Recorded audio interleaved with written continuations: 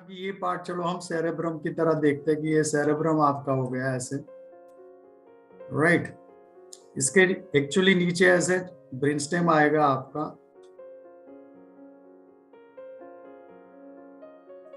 और इसके पीछे सेरेबेलम आएगा, राइट। तो ये सेरेब्रम है और सेरेबेलम है और ये ब्रेनस्टेम है। तो ओवरऑल हमारा काम ये है कि हम आज इसको डिस्कस करेंगे।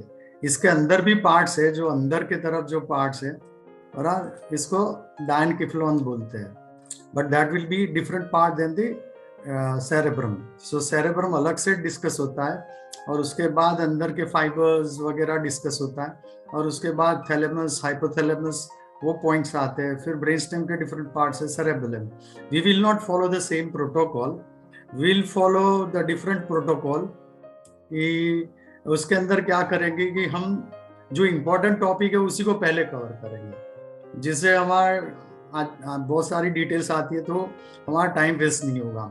तो finally we start with the highest end in the nervous system में जो हाईएस्ट हायरार्की में होता है, सबसे ऊपर होता है फंक्शनल हायरार्की। नोट में वैसे भी लिखा हुआ है, लेकिन मैं अपने हिसाब से वो जैसे डिक्टेट करता हूँ बताता हूँ उसी तरह का ग्रामर है। तो cerebrum actually is a full question. तो उसके अंदर मोस्टली क्वेश्चन इस तरह से होता है कि describe sulci, gyri and areas of the cerebrum, इस तरह का क्वेश्चन होता है। तो इसमें मेनली आपको लोब्स के नाम बताने पड़ेंगे, इंपॉर्टेंट फीचर बतानी पड़ेगी, और हर लोब के अंदर कौन से सल्काई और गायराई आते हैं। सल्काई आर द डिप्रेशंस, और जो अभी इसके अंदर जो दिख रहे हैं, और गायराई वो एलिवेशन से, ये गायराई है। तो सल्काई और गायराई कौन से लोब में कौन से है, और इसके अंदर डिफरेंट एरियाज कौन से है, लाइक मोटर एरिया है, किसी में ऑक्सीपिटल लोब में विजुअल एरिया है, टेम्पोरल में ऑडिटरी एरिया है। इस तरह के डिफरेंट एरियाज जो है उस लोब के अंदर कौन से आते हैं, और उसकी क्या इंपॉर्टेंस है, क्या काम करते हैं, और अप्लाइड एनाटॉमी क्या है, उसको डैमेज होगा तो क्या होगा, ये पूरा बनता है फुल क्वेश्चन। शॉर्ट नोट इसके अंदर बनती है, तो जो mainly motor area of cerebrum की बनती है, वो जो most important component of cerebrum है, और बाकी चीजें इसके अंदर वाइवा के अंदर चलती रहती है। तो इसलिए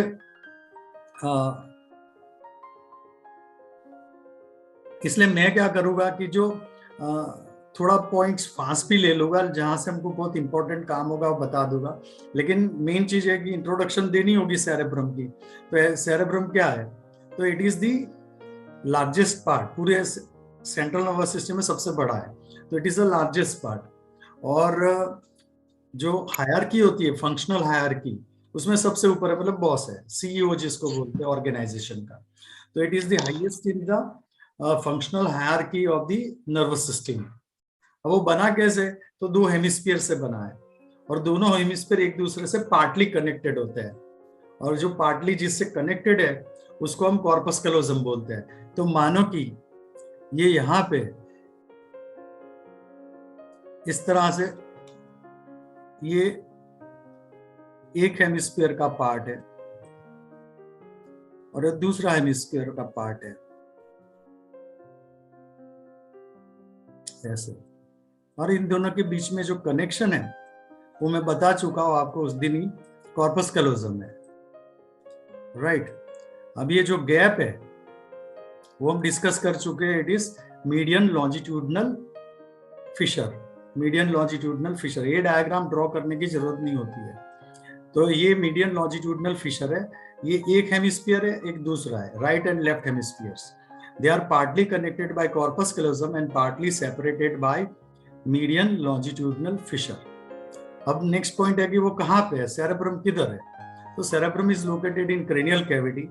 हमने वो उस समय भी बताया था कि फ्रंटल लोब होता है वो एंटीरियर क्रेनियल फोसा में होता है, मिडल लोब मिडल क्रेनियल अरे temporal lobe middle cranial fossa में, occipital lobe posterior cranial fossa में, और पैराइटल ऊपर की तरफ स्कल वॉल्ट से जुड़ा रिलेट होता है। तो ये अल्टीमेटली लोकेशन है इसका क्रेनियल कैविटी। तो नेक्स्ट पॉइंट आ गया कि where is it, it is in cranial cavity. तो ये हो गया। अब मेन चीज है एक्सटर्नल फीचर्स। एक्सटर्नल फीचर्स के अंदर हम क्या बताते, तो भाई कितने हेमिस्फीयर है, तो 2 hemispheres, right and left hemisphere, तो हेमिस्फीयर है, ये हेमिस्फीयर है, तो राइट एंड लेफ्ट हेमिस्फीयर है। उसके बारे में भी बताएंगे कि it is partly connected and partly separated by median longitudinal fissure, ये वाली फिशर से वो सेपरेटेड है, और it's partly connected by corpus callosum. अब मीडियन लॉन्जिट्यूडिनल फिशर में क्या स्ट्रक्चर लोकेटेड है, already we discuss folds of dura mater में, दैट इज फॉक्स सेरेब्राई, तो सबको आता है ये point, right. So that is the Fox cerebri, which is the fold of durometer which occupies this particular median longitudinal fissure. अब actually क्या होता है कि इसकी सरफेस को आप देखेंगे तो सरफेस के अंदर क्या है, पूरा इस तरह का एलिवेशन एंड डिप्रेशंस दिख रहे हैं, तो फोल्ड्स है, सब पूरे के पूरे फोल्ड्स है, ये पूरे के पूरे फोल्ड्स दिख रहे हैं पूरी सरफेस पर। तो जो सरफेस पर फोल्ड दिख रहे हैं, लार्ज साइज फोल्ड्स है, उसको हम सल्काई एंड गायराई बोलते हैं। तो मानो कि ये एक फोल्ड को मैं बनाऊं, तो ये एक फोल्ड ऐसे है, इसका डिप्रेशन आ गया, फिर ये वापस है, फिर ऐसे ऐसे ऐसे पूरी सरफेस पर चलता रहेगा। तो ये सभी folds of folds of cerebrum है। जो डिप्रेशन है ये वाला, इसको हम सल्कस बोलते हैं, सिंगुलर सल्कस है, प्लूरल सल्काई है। और जो बिटवीन टू सल्काई, ये एक सल्कस और दूसरी सल्कस है, between two sulci whatever is the elevation, ये जो एलिवेशन है वो गायरस है। So what is sulci? Sulci are the depressions और the grooves, and what is the gyri? Gyri are the elevations between the depressions और the sulci. तो ये हो गया कि elevations between sulci are known as gyri and depressions on the surface of cerebrum is known as sulci, together they are the large folds. तो ये point इसलिए important है कि सेरेबेलम और सेरेब्रम दोनों के बीच में मेन डिफरेंस क्या होता है। तो सेरेब्रम के अंदर लार्ज साइज इस तरह के बड़े बड़े फोल्ड दिखते हैं, सल्काई गायराई वाले, और जो सेरेबेलम होता है छोटा वाला पार्ट, जो सेरेबेलम की सरफेस को देखेंगे तो वहां थिन पेपर लाइक फोल्ड है, ये लार्ज फोल्ड है, वो थिन पेपर लाइक फोल्ड है। तो thin paper like fold is seen into the cerebellum and large sulci and gyri are seen into the cerebrum. तो कोई भी वाइवा में पूछे तो दोनों का डिफरेंस ये बताना होता है। क्लियर? तो ये पॉइंट आ गया हमारा सल्काई गायराई। अब हम बताते हैं कि भाई सरफेसेस कितनी है, बॉर्डर्स कितनी है, और कितने लोब्स है, कितने पोल्स है, इस तरह का एक जनरल पॉइंट होता है।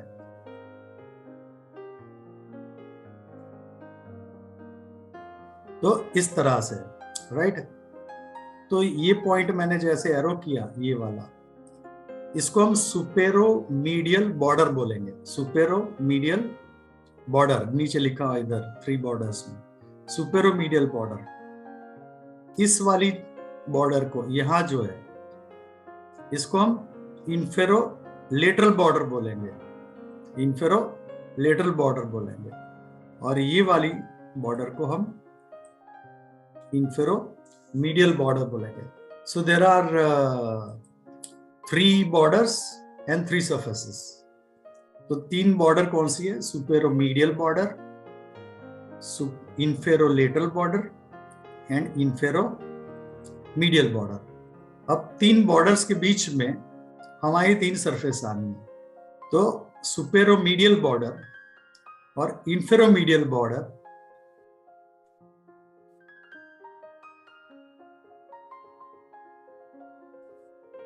सुपेरोमीडियल बॉर्डर और इंफेरोमीडियल बॉर्डर के बीच में जो है उसको हम मीडियल सरफेस बोलेंगे। तो ये पूरी मीडियल सरफेस है। तो 2 हेमिस्फीयर को काटेंगे जैसे, तो जो भी दिखेगा उसका वो बनेगा आपका मीडियल सरफेस।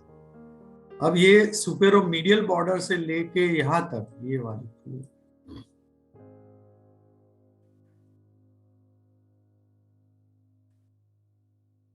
वाली पूरी यहां से लेके यहां तक, ये वाली, इस सरफेस को हम सुपेरोलेटरल सरफेस बोलते हैं। सबसे इंपॉर्टेंट यही सरफेस है, सुपेरोलेटरल सरफेस। और ये जो नीचे वाली है उसको हम इंफीरियर सरफेस बोलते हैं, और इसको मीडियल सरफेस बोलते हैं। तो 3 border 3 surfaces, 3 border 3 surfaces. Which are the 3 borders? Superomedial border, inferolateral border, inferomedial border. Surfaces कितनी है? 3 है। सुपेरोलेटरल सरफेस किसके बीच में है? तो superolateral surface is located between superomedial border and inferolateral border. Medial surface किसके बीच में है? Superomedial border and inferolateral border. Inferior surface किसके बीच में है? तो it is between the inferomedial and inferolateral borders. तो हमारी ये 3 बॉर्डर्स और 3 सरफेसेस इधर जो लिखी है, 3 बॉर्डर्स और 3 सरफेसेस खत्म हो, राइट। अब हम 3 पोल्स होते हैं इसके सेरेब्रम के, राइट। तो 3 पोल्स क्या है? तो मानो कि इधर मैं छोटा सा ही सेरेब्रम बनाता हूँ just for sake of understanding, ऐसे ही। तो मानो कि ऐसे करके हमारा फ्रंटल वाला ऐसे चलेगा, फिर टेम्पोरल लोब थोड़ा ऐसे आएगा, और फिर ये पूरा घूम घाम के पीछे आएंगे तो नैरोड पार्ट हो गया ऑक्सीपिटल। ये फ्रंटल लोब है, ये टेम्पोरल लोब है, ये ऑक्सीपिटल है, ये पैराइटल है। अभी उसको डिवाइड नहीं किया है, डिवाइड करने के लिए अभी नेक्स्ट डायग्राम बनाएंगे, लेकिन समझने के लिए कि 3 पोल कौन से होते हैं। तो वैसे तो इधर बनाया हुआ है एरो में, ये वाला जो है तो मैं इधर बनाता, तो ये anterior most part of the cerebrum, anterior most part of the cerebrum is known as frontal pole, ये black line जो इधर लगी हुई है। posterior most part of the cerebrum is known as occipital pole, ये वाला occipital pole है। और anterior most part of temporal lobe is known as temporal pole। तो ये 3 एरो जो आपको दिख रहे हो, तीनों एरो 3 पोल को बताते हैं। तो कौन से 3 पोल हैं? frontal pole, which is anterior-most part of the frontal lobe. Occipital pole, it is the posterior-most part of the cerebrum. और anterior-most part of the temporal lobe, इसमें जो red color की line लगी है, that is what is the temporal pole. So 3 borders, 3 surfaces, 3 poles. Clear? So this is what is the main points which here mentioned: surfaces, borders, and the 3 poles. अब हम 3 पोल तक पहुंच गए, right. तो अब हमको सल्काई गायराइन एरिया वाला, ये जो आपका यहाँ से आपका फुल क्वेश्चन शुरू होता है, ये पॉइंट से sulci gyri and important areas of cerebrum, right. तो यहाँ से हमारा क्वेश्चन शुरू होता है, लेकिन उसको बताने से पहले जनरल पॉइंट्स तो बताने पड़ेंगे कि भाई 2 हेमिस्फीयर है, 3 बॉर्डर्स है, 3 सरफेसेस है, 3 पोल्स है, सरफेस पर सल्काई गायरा है, दोनों कनेक्टेड है कॉर्पस कैलोजम से, पार्टली सेपरेटेड है मीडियन लॉन्जिट्यूडिनल फिशर से। तो मैंने जस्ट फ्यू पॉइंट्स रिकैप कर लिया, जितना मतलब आपको जरूरी था। अब सीधा हम सल्काई गायरा पर चलते हैं। अब आपको सल्काई गायरा क्या चीज है बता दिया मैंने, कि sulci is the depression and gyrus is the elevation between 2 depressions. तो नेक्स्ट पॉइंट देखते हैं अब। तो अब सल्काई गायराइट दिखाने के लिए हम क्या करते हैं कि भाई सेरेब्रम को हम डिवाइड करते हैं लोब में, राइट। तो उससे पहले हम 3 मेन इंपॉर्टेंट सल्काई को बताते हैं कि भाई कोई भी demarcation of the cerebrum lobes में बनानी होगी तो ऐसी सल्कस चाहिए कि जो इसको डिवाइड करेगी लोब में। तो फिर बाद में हर सरफेस को हम दिखा पाएंगे। तो मानो कि ये सुपरलेटरल सरफेस हम देख रहे हैं। अब आप सुपरलेटरल सरफेस को समझेंगे, ये पूरी सुपरलेटरल सरफेस चलेगी।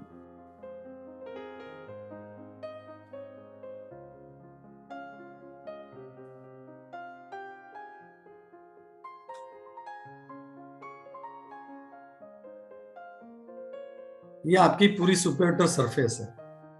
अब इसको हमको डिवाइड करना है, तो इसको डिमार्केट करने के लिए डिमार्केटिंग सल्काई चाहिए।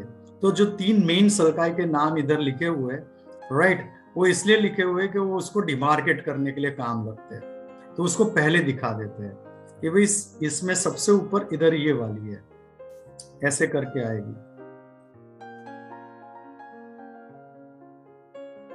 ये सर्कस का नाम है सेंट्रल सर्कस, मैंने सी लगा, सेंट्रल सर्कस। तो सेंट्रल सर्कस जो होती है usually starts 1 centimetre behind the mid point between the supermedial mid point of the supermedial border, और वो ऑब्लिकली रन करती है in whole of the surface. अब ये जो सरफेस आपको दिख रही है स्क्रीन पर, वो अब सुपर लेटर सरफेस ही है, राइट। और उसको कोई जगह पे इंटरप्शन नहीं है, ये टूटी हुई नहीं है, कंटिन्यूस चलती है। तो that is what is a central sulcus. Cerebrum specimen होगा तो आइडेंटिफाई करना पड़ता है।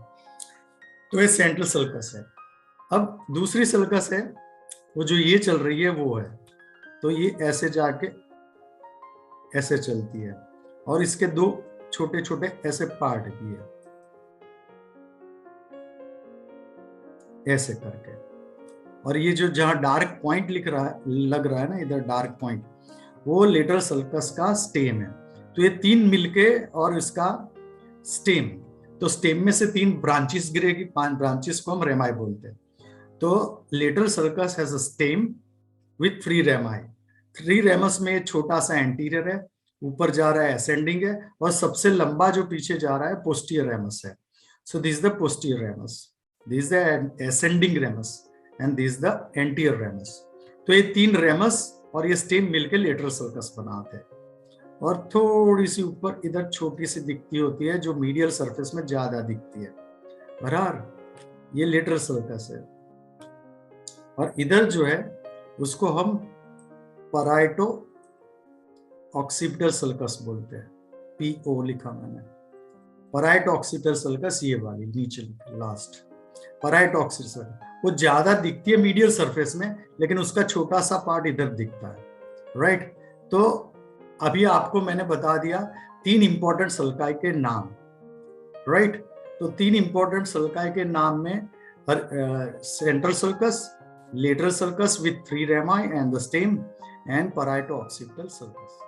सल्काई है वो कांस्टेंट वाली, ये 3 तो वैसे ही दिखेगी, आगे पीछे जरा सा इधर इधर होगा, लेकिन कोई इंटरप्ट नहीं होगी, ऑब्लिक होगी, सुपरलेटरल सरफेस में ऊपर से शुरू होकर नीचे तक जाएगी, लेकिन इसके साथ जुड़ेगी नहीं, कहीं भी लेटरल सर्कस को टच नहीं करेगी, वैसा लिखा होगा उधर। लेटरल सर्कस का एक स्टेम होता है, और ये 3 रेमाई है, anterior, ascending and posterior ramus. और ये जो पराइटो ऑक्सीपिटल सर्कस है वो मीडियल सरफेस में बहुत बड़ी वाई शेप बनाती है बाद में, लेकिन इधर छोटी सी दिखती है।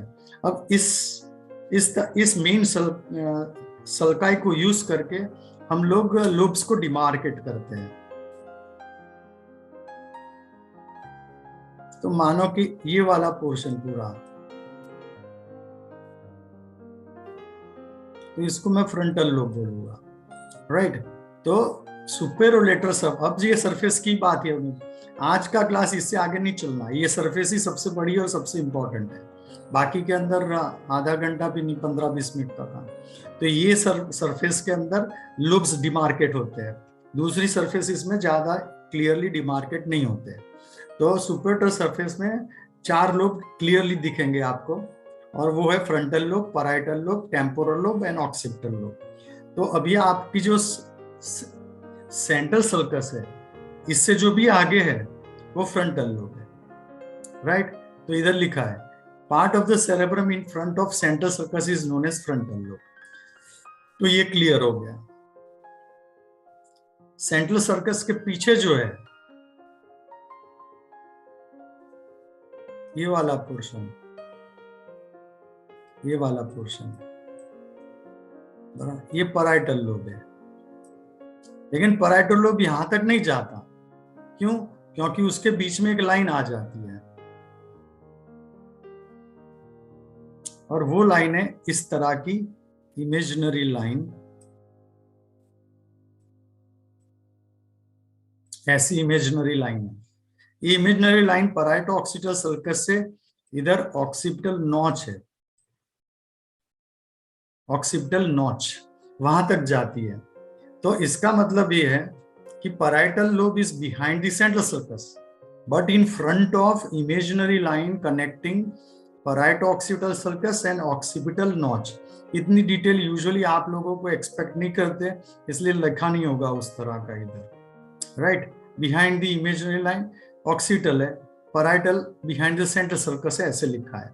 लेकिन मैं समझना हो तो आपको बताता हूँ कि यहाँ से आगे का पार्ट है वो पैराइटल है, इसके पीछे का पार्ट है वो ऑक्सीपिटल लोब है, ये वाला। सो ऑक्सीपिटल लोब कहाँ है? तो पैराइटो ऑक्सीपिटल और ऑक्सीपिटल नॉच, ये नॉच है इधर इंडेंटेशन, ये दोनों को जोड़ती हुई इमेजिनरी लाइन बनाते हैं। वो इमेजिनरी लाइन के पीछे जो है वो ऑक्सीपिटल लोब है, राइट। और सिंपलेस्ट में आपके लिए वही रखना, आप सिंपलेस्ट के अंदर कि लेटरल सर्कस से जो नीचे है, राइट, लेटरल सर्कस से जो नीचे है, इसको टी लिख देते हैं, ये वाला, ये टेम्पोरल लोब है। तो 4 लोब हो गए, 4 लोब हो गए, राइट। तो 4 कौन से लोब हुए? तो ये वाला frontal lobe in front of the central circus, parietal lobe behind the central circus but in front of imaginary line from parieto-occipital to occipital notch. Where is occipital lobe? It is behind the imaginary line connecting parieto-occipital and occipital notch. Where is temporal lobe? It is below the lateral sulcus, posterior ramus of lateral sulcus and imaginary line connecting this one. कैसी imaginary? तो ये imaginary वाला आपको वैसे भी triangles of neck में मैंने बताया होगा तो याद होगा, इस तरह की इमेजनरी लाइन बहुत चलती रहती है, राइट। तो ये आपका हो गया लोब्स का डिमार्केशन। तो सुपेरियर सरफेस में 4 लोब होते हैं और चारों लोब कैसे मार्क होते हैं वो एक एक लाइन में लिखने का है, राइट। अब हम हर एक लोब को देखेंगे, उस लोब के अंदर कौन से सल्काई गायराए होते हैं वो देखेंगे, और उसके अंदर कौन से एरिया होते हैं और उसका क्या फंक्शन है और अप्लाइड क्या है, राइट। तो हम पहले देखते हैं फ्रंटल लोब को। तो ये लोब्स की डिमार्केशन है, मैंने जो बनाया वैसे ही है, लेकिन ये एकदम स्केमेटिक अच्छा डायग्राम है, मैंने ऐसे इस पेंट में बना दिया। सो this is the frontal lobe, इस पैराइटल लोब, दिस ऑक्सीपिटल, और ये जो नॉच है इसको प्री ऑक्सीपिटल नॉच बोलते हैं, और ये पैराइटो ऑक्सीपिटल की थोड़ी सी इंडेंटेशन है, और ये लेटरल सर्कस यहाँ तक है, लेकिन यहाँ से इमेजिनरी लाइन कनेक्ट करती है। तो ये होगा सेंट्रल सर्कस यहाँ तक होती है, लेकिन इसको टच नहीं करती, दूर होती है इससे। आप देखेंगे तो दूसरी सर्कस कंटिन्यू नहीं होती, ये टूट गई इधर, ये इधर आई फिर टूट गई है, ये इधर है फिर टूट गई है, ये इधर है फिर बीच में एक गायरस आ जाता है, ये इधर है ये इधर है, लेकिन हर एक के अंदर कोई ना कोई इंटरप्शंस है। सेंट्रल सर्कस में कोई भी इंटरप्शन नहीं होता, इसी से वो आइडेंटिफाई होती है, राइट। तो हम अब देखते हैं तीनों डिफरेंट 4 लोब्स के अंदर कौन से सल्काई गायराए और एरिया। यहाँ से आपका पॉइंट आए, बाकी डायग्राम को आपको अभी ड्रॉ नहीं करना, मैंने अभी बनाना है आपके लिए, उतनी ही चीजें आपको बताने की, बाकी चीजें नहीं ड्रॉ करना, राइट। तो गायराए सर्का एरिया इन फ्रंटल लोब, आपका फुल क्वेश्चन ऐसे ही चल रहा है। अब ये फ्रंटल लोब में मोटर एरिया आएगा तो आपकी शॉर्ट नोट आएगी। तो यहाँ तक आ गए, अब हम इसी में सर्काई गायराए ड्रॉ करेंगे, लेकिन हम ड्रॉ करेंगे सिर्फ फ्रंटल लोब के लिए, बाकी के चीज को छोटा सा रखेंगे, दिखाएंगे नहीं, राइट। तो अब क्या करते हैं,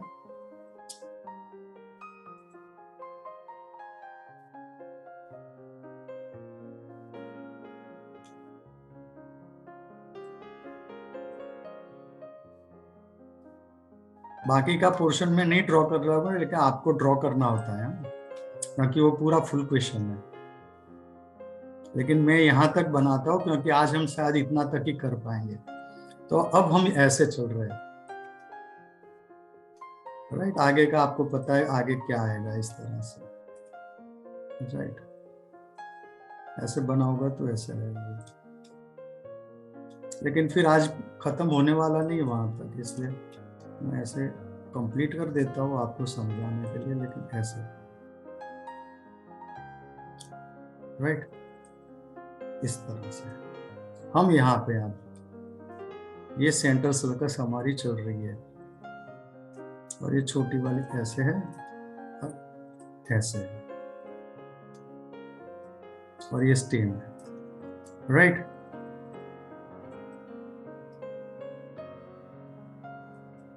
तो इस तरह है, हम इधर अभी डिस्कस करेंगे, राइट। तो सल्काई कितने हैं पहले लिखने का, फिर बताने के गायराई कौन से, फिर बताने का एरिया कौन से, फिर बताने का इसका फंक्शन क्या है, और इसके बाद बताने का उसको डैमेज होता है तो क्या होता है, राइट।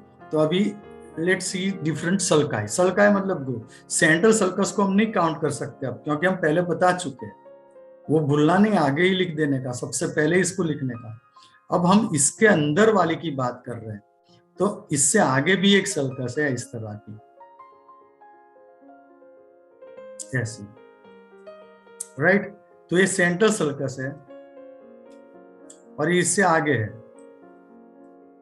तो मैं इसको प्री सेंट्रल सल्कस बोलूंगा, प्री सेंट्रल सर्कस। तो where is pre central sulcus, it is in front of central sulcus, खत्म हो गई बात।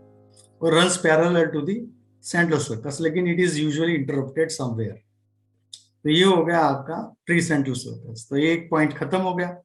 सर्कस के नाम लिखने, pre central sulcus, in front of central sulcus, right, parallel to central sulcus. अब ये पैरेलल ऐसे जा रही है ना ये, तो अब जो दूसरी बाकी जो सर्कस है वो इस तरह से है।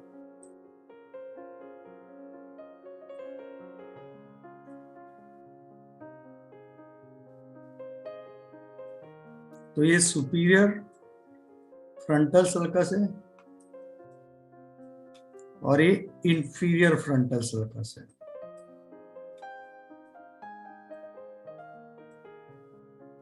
तो आपके पास दो सर्कस आ गई, superior and inferior frontal sulcus. So superior frontal sulcus and inferior frontal sulcus, हम इसको साथ में लिखेंगे कि superior and inferior frontal sulci are running obliquely in front of the pre central sulcus. वो हॉरिजॉन्टल की तरह है, नियरली हॉरिजॉन्टल होती है, right. It is nearly horizontal but it is in front of pre central sulcus, right. तो technically हमारी important sulci इधर वाली खत्म हुई, लेकिन आप ये दो छोटी को नहीं भूलना कि वो भी इसके अंदर है। तो ascending ramus and anterior ramus of lateral sulcus. So anterior and ascending rami, दोनों को प्लूरल बनाओगे तो anterior and ascending rami of lateral sulcus is also considered within frontal lobe. तो फ्रंटल लोब के अंदर कितनी सर्काई दिखाई हमने, तो pre central sulcus in front of central sulcus, it runs parallel to it. Superior and inferior frontal sulci, they run nearly oblique in front of precentral sulcus, or anterior and ascending rami of lateral sulcus, right, they are also located in frontal lobe. तो ये हमारी हो गई sulci, खत्म हो गई। अब हम गायराई बताते हैं। तो इसका मतलब ये जो अभी गैप दिख रहा है ना इस सबके बीच में, वो गैप आपका गायरस है, ये वाले गायरस है, ये गायरस है, ये गायरस है, ये गायरस है, ये गायरस। तो हर एक गायरस का नाम है। तो चलो कलर बदल के डाल देते हैं, तो ये आ गया, राइट। तो ये गायरस का नाम है प्री सेंट्रल गायरस। वो सल्कस थी, अब इसका नाम बना है प्री सेंट्रल गायरस। तो पहला गायरस लिखने का precentral gyrus. Where is it? It is between the central and pre central sulcus. So precentral gyrus is located between central and pre central sulcus. लेकिन उसके अंदर सबसे important area है, वो एरिया है motor area of cerebrum. तो motor area of cerebrum itself और motor areas of cerebrum itself is a short note. ये पूरा फुल क्वेश्चन चल रहा है, लेकिन इसमें से जब मोटर एरिया वाला पोर्शन आएगा वो आपकी इंपॉर्टेंट शॉर्ट नोट है, राइट। तो हमने बताया प्री सेंट्रल, अभी हम गायरस बता रहे हैं, एरियाज का नाम तो सिर्फ इसलिए लिया कि इसके अंदर एरिया होता है बताने के लिए, राइट। तो pre central sulcus is located between, pre-central gyrus is located between central and pre-central sulci। तो ये खत्म हो गया, राइट। अब हमने ये जो बनाए ना, दो लाइन बताई, तो इसका मतलब इस गायरस के, अरे इसमें गायरस 3 बन जाएंगे, राइट। तो ये बनेगा, इसका नाम होगा सुपीरियर, ये मिडल और ये इंफीरियर फ्रंटल गायराई। एक ही लाइन में लिखने का। तो गायराई कितने हैं? 3 है, superior frontal, middle frontal and inferior frontal gyri. समझ में आ गया? तो हमने ये बताया कि it is located in pre central sulcus, और इसके 3 गायराई है, एक सुपीरियर है, एक मिडल है और इंफीरियर है। ये कैसे डिवाइड हुआ? By superior and inferior frontal sulci. So part in front of the pre central sulcus is divided into 3 gyri by 2 sulci। समझ में? आप किसी भी तरह से लिखे, या तो सिर्फ नाम लिख दे कि भाई superior frontal gyrus, middle frontal gyrus and inferior frontal gyrus. समझे? तो ये आपके 3 गायरस हो गए इधर, राइट। अब ये छोटा सा एरिया जो है ना, ये वाला, ये ट्रायंगल है,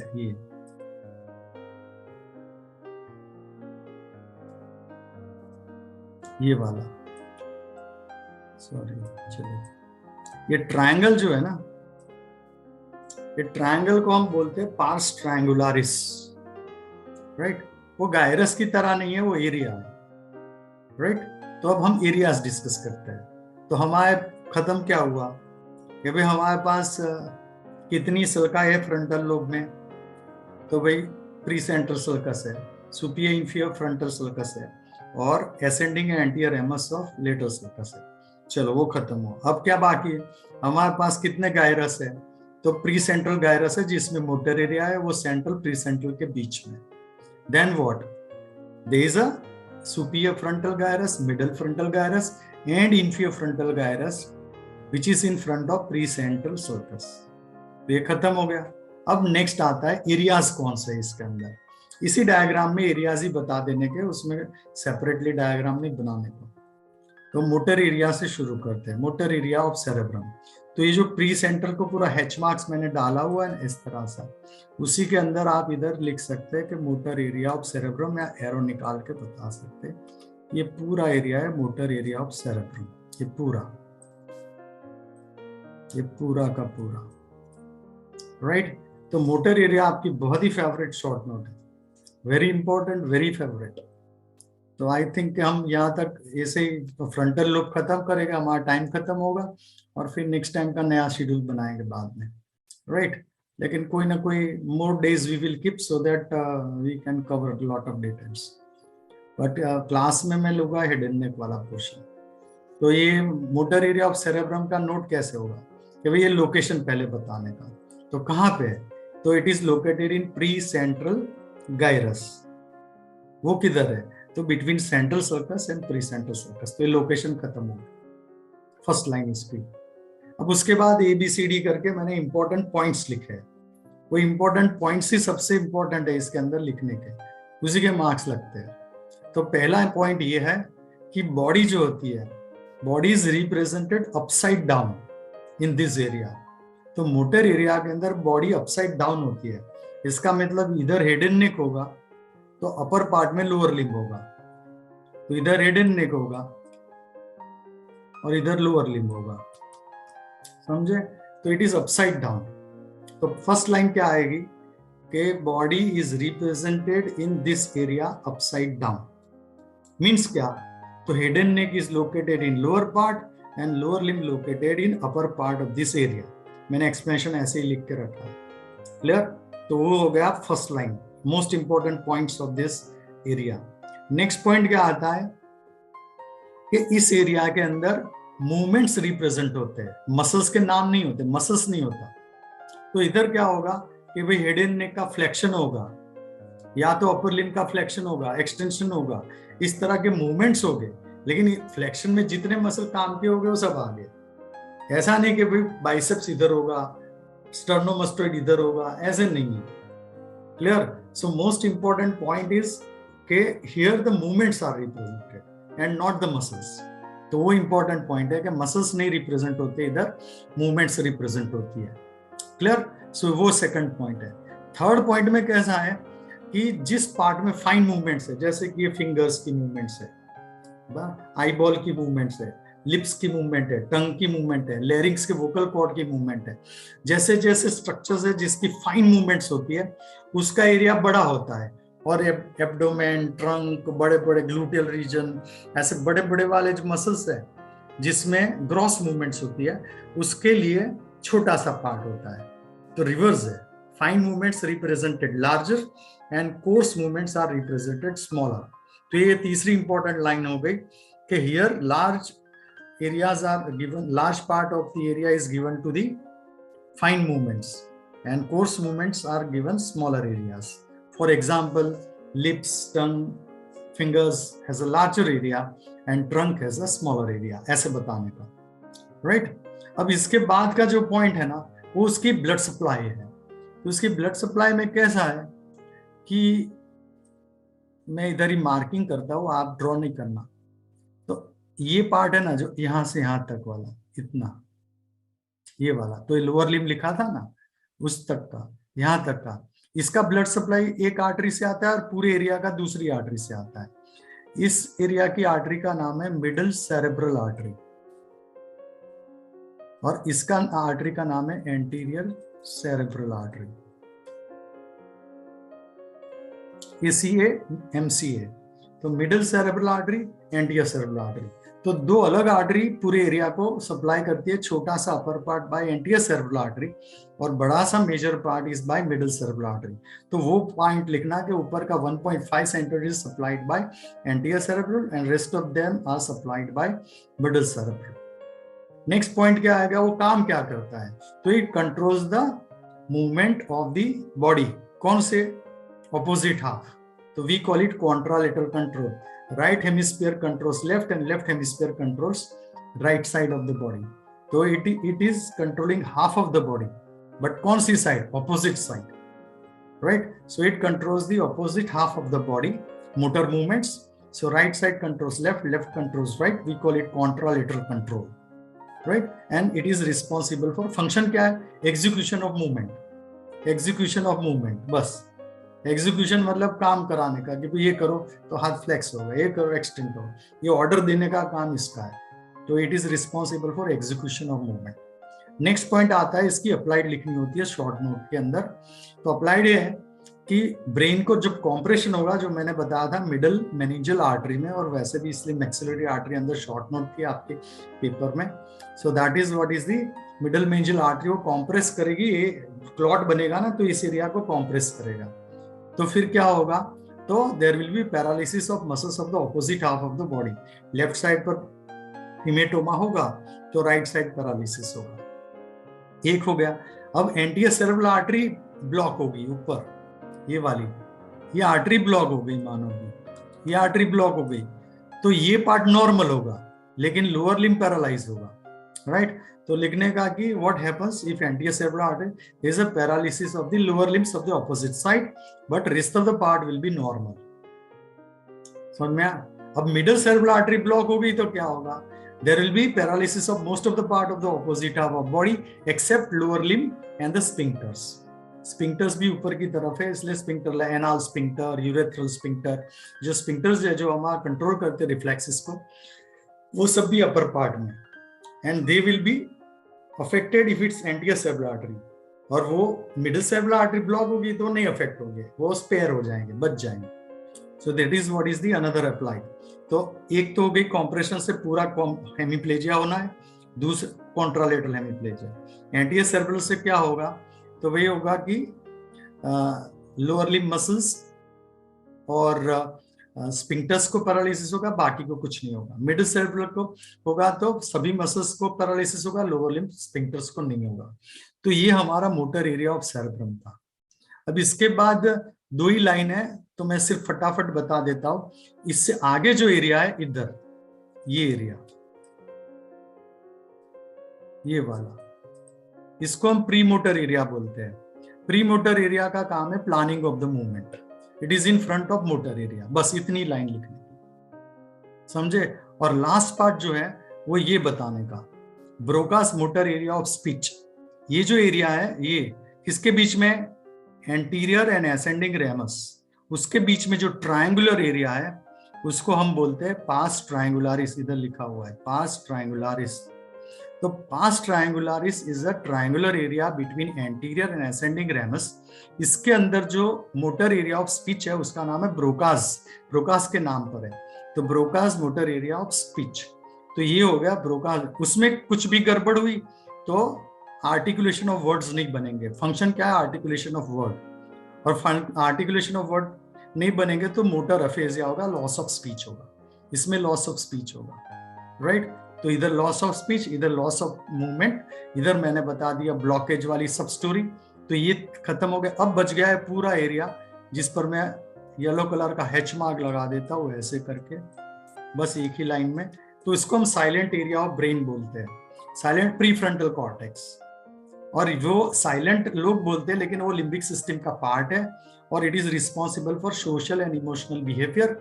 और जब इसको डैमेज होता है तो एंटी सोशल बिहेवियर होती है पेशेंट में, राइट। यहां तक रखते हैं हम, clear. So this is what is about the sulci, gyri and areas in the frontal lobe. तो ये फ्रंटल लोब का पूरा ड्राइंग आपके सामने, और सभी पॉइंट्स मैंने बता दिए। तो आपको एरियाज के अंदर motor area, pre motor area, Broca's area और प्री फ्रंटल कॉर्टेक्स का साइलेंट एरिया, सबके फंक्शंस, नाम और क्या एबनॉर्मलिटी होगी वो बताने का, क्लियर। तो आई think this is more than enough for the day. Next points पे आगे चलाएंगे, पैराइटल वाला ने नेक्स्ट क्लास में लेंगे, अभी नहीं लेंगे, राइट। और दूसरा कोई शेड्यूल आपको सूटेबल होगा। ओके, सो कल हमने ये important sulci, gyri in the frontal lobe देखे थे, apart from general features of the cerebrum के 3 बॉर्डर्स है, 3 सरफेसिस है, 3 पोल्स है, right. And apart from it her surface में कौन से सल्काई, गायराई होते हैं या तो फोल्ड्स होते हैं, वो सब हमने कल देखा था। And then we discussed about the how the lobes are demarcated, like frontal lobe is demarcated by central sulcus, in front of central sulcus frontal lobe है, उसके पीछे parietal lobe है, parieto occipital और occipital नॉच को जोड़ने वाली imaginary line के पीछे occipital lobe है, और लेटरल सल्कस के जो नीचे है वो टेम्पोरल लोब है। So that's how we demarcated the lobes. फिर हमने डिस्कस करना शुरू किया कि फ्रंटल लोब में कौन से इंपॉर्टेंट सल्काई, गायराई होते हैं, और उसके बाद उसके अंदर कौन से एरियाज है वो भी हम डिस्कस कर रहे थे उसी समय। So I think that part is clear to you all people. तो अब हम आगे चलते हैं और इसी को आगे चलाते हैं कि अब पैराइटल लोब में कौन से इंपॉर्टेंट सल्काई, गायराई और एरियाज है। फ्रंटल लोब के फिर से एक बार मैं रिकैप कर लेता हूँ कि frontal lobe is in front of central sulcus, right, 1। उसके अंदर की कौन सी सल्काई होती है? तो there is a sulcus which is in front of central sulcus, parallel to it, it is also oblique, that is what is the pre central sulcus. उसके आगे 2 horizontal like obliquely running sulcus होती है, वो होती है superior frontal sulcus और inferior frontal sulcus. और नीचे ascending ramus और anterior ramus of lateral sulcus होता है। So these are the important sulci। गायराई कौन से है? तो प्री सेंट्रल और सेंट्रल सल्कस के बीच में जो गायरस है वो प्री सेंट्रल गायरस है, that is motor area of cerebrum. उसके आगे जो है वो superior frontal gyrus, middle frontal gyrus और इंफीरियर फ्रंटल गायरस है, जो डिमार्केट होते हैं by superior frontal and inferior frontal sulci. उसके नीचे पास ट्रायंगुलर है, वो एरिया है actually, that is between ascending and anterior ramus. Next comes up the important areas. इसमें अभी जो दिख रहा है जैसे मोटर एरिया ऑफ सेरेब्रम, तो मोटर एरिया ऑफ सेरेब्रम में सबसे इंपॉर्टेंट क्या होता है कि उसका लोकेशन बताना है कि it is in pre central gyrus between central and pre central sulcus in frontal lobe. याद रखना, उसके अंदर लिख देना फ्रंटल लोब, सेपरेटली नोट बनती है ना, इसलिए इसमें हमको लिखना पड़ेगा। अभी आप फुल क्वेश्चन लिख रहे हैं तो उसके अंदर already you are discussing frontal lobe, लेकिन जब आप separately motor area of cerebrum की शॉर्ट नोट लिख रहे हैं तो लोकेशन के अंदर लिखने का कि it is located in the pre central gyrus between central sulcus and pre central sulcus in frontal lobe. ये इंपॉर्टेंट लाइन बाकी है उसमें। फिर इंपॉर्टेंट कैरेक्टरिस्टिक्स हमने बताई थी कि बॉडी अपसाइड डाउन रिप्रेजेंट होती है, head and neck is in lower part and lower limbs in upper part. Area में मूवमेंट्स रिप्रेजेंट होती है, इंडिविजुअल मसल्स नहीं होते, so there is individual muscles are not represented here, but the movements like flexion, extension are represented, not the individual muscles causing these movements. उससे ऊपर next point था कि जो पार्ट फाइन मूवमेंट्स करता है like fingers, eyeball, lips, tongue, वो सब की एरिया ज्यादा बड़ी होती है. And those which are having coarse movement, COARSE, coarse, जो बड़ी बड़ी मूवमेंट होती है जैसे कि ट्रंक की मूवमेंट है, ऐसे जो लोअर लिम्ब के बड़े मसल्स है, वो वाला रीजन होता है, that will be the represented smaller in size. और एक चीज मैंने बताई थी कि अपर 1.5 सेंटीमीटर्स का blood supply anterior cerebral artery से आता है, और रेस्ट ऑफ द पूरा मोटर एरिया का blood supply middle cerebral artery से आता है, जिसकी क्लिनिकल अप्लाइड इंपॉर्टेंस है. उसका काम क्या है? तो it controls the opposite side, opposite half of the body, that is known as contralateral control, and that is what is the, it is the responsible for execution of the movement. Planning कौन करता है? तो pre motor area करता है. कोई भी movement को plan करने का काम कि ये मसल्स कॉन्ट्रैक्ट होने चाहिए, ये मसल्स कॉन्ट्रैक्ट होने, so that particular planning is done by pre motor area which is in front of the motor area. और मोटर एरिया का काम वो प्लानिंग को रिव्यू करके बताने का कि ओके है, तो एग्जीक्यूट करने का, ऑर्डर देने का. So accordingly muscles and the body will move and then it will be done, that particular movement will be done. Applied anatomy में बताया था कि एरिया को कोई कॉम्प्रेशन होगा या डैमेज होगा फ्रैक्चर ऑफ स्कल में, कलेक्शन ऑफ ब्लड की वजह से, that is known as haematoma, तो फिर paralysis of the opposite half of the body होगा. एंटीरियर सेरेब्रल को जो ब्लॉकेज होगा तो लोअर लिम्ब और स्फिंक्टर्स पैरालाइज होंगे, लेकिन पूरी बाकी के मसल्स को पैरालिसिस नहीं होगा. और मिडिल सेरेब्रल पर डैमेज होगी तो पूरी opposite half of the body paralyse होगी, लेकिन लोअर लिम्ब और स्फिंक्टर्स नॉर्मल हो गए. So this were the some of the very very important points, so I am repeating again for today. Pre motor area मैंने बता दिया था कि एक लाइन लिखना होता है, तो आपको कोई बार मोटर एरियाज ऑफ सेरेब्रम करके शॉर्ट नोट हुए जो एस हो ना प्लूरल फॉर्म में, तो आपको 3 एरिया लिखने होते हैं, motor area, pre motor area and Broca's motor area, right? If you don't mention these two, then you will lose at least 1/3 of the marks. So that is why premotor area should be mentioned when motor areas of cerebrum asked. When motor area is only asked, then that is the one which I already explained. अब premotor area का काम क्या है? तो planning of the movement. Broca's motor area of speech मैंने बताया था कि वो एक triangular area में होता है, that is between ascending and anterior ramus of the lateral sulcus. उसको pars triangularis भी बोलते हैं. PARS, pars means part and triangularis में triangular part, ऐसा इंग्लिश बनता है, लेटिन pars triangularis है. और उसका काम क्या है? Articulation of words. Articulation of words मतलब इसके अंदर कोई भी वर्ड्स की प्लानिंग बनाता है, कैसे बोलने का, उसके लिए कितनी वोकल कॉर्डिंग की मूवमेंट होगी, कौन से मसल्स लेरिंग्स के काम करेंगे, टंग कैसे काम करेगी, पैलेट कैसे मूव होगा, that is what is planned by this particular area. और इसको डैमेज होगा तो मोटर एफेजिया होगा, means total loss of speech. ऐसे पेशेंट बोल नहीं पाएगा कुछ भी, एक ग्रंटिंग साउंड करता रहेगा, that is what is the motor aphasia. दूसरा होता है सेंसरी एफेजिया, जिस पर मूवी भी बनी थी तारे जमीन पर. उसमें जो बच्चा होता है उसको जो ही cannot read aloud, he cannot repeat the statement spoken by people, लेकिन खुद बोल सकता है, बात करता है. तो टीचर को ऐसे लगता है कि ये पढ़ता कुछ नहीं है, ना पढ़ के आता है, और ऐसे तो अच्छे से बात करता है, जब कुछ पढ़ने को बोलते हैं तो चौपड़ी को देखता रहता है. So that is what is actually sensory aphasia. तो 2 टाइप की अफेजिया है, याद रखना. मोटर अफेजिया मतलब Broca's motor area of speech, और sensory area of sensory aphasia का अभी नेक्स्ट पैराइटल लोब में आने वाला है, तो मैं वहां पे फिर से एक बार बताऊंगा कि वो क्या चीज है, समझ. तो that is what is about the motor aphasia in comparison to sensory aphasia. दोनों के एरिया अलग है. अब रह गया साइलेंट एरिया ऑफ ब्रेन, वो थोड़ा लास्ट में फास्ट में चल रहे थे.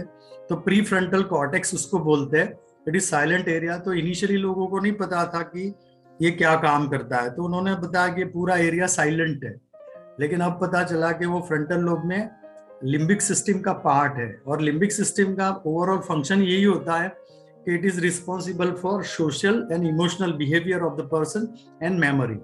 ये तीन उसके मेन फंक्शन है, सोशल बिहेवियर, इमोशनल बिहेवियर और मेमोरी। ये तीन काम लिम्बिक सिस्टम करती है। लिम्बस मीन्स रिंग, तो पूरे ब्रेन के अंदर एक रिंग की तरह बना हुआ, ये पूरा पार्ट से बना हुआ सिस्टम होता है। उसमें डिफरेंट जगह से डिफरेंट पार्ट्स आते हैं। सेरेब्रम का ये पार्ट है, लेकिन दूसरे का दूसरा पार्ट होगा। इस हिसाब से पूरी एक रिंग बनती है, and that is known as the limbic system. और उसका मेन फंक्शन होता है सोशल बिहेवियर, इमोशनल बिहेवियर, वो सबको कंट्रोल में रखता है, और मेमोरी। अब damage to the prefrontal cortex या तो साइलेंट एरिया ऑफ ब्रेन, उसमें होगा क्या?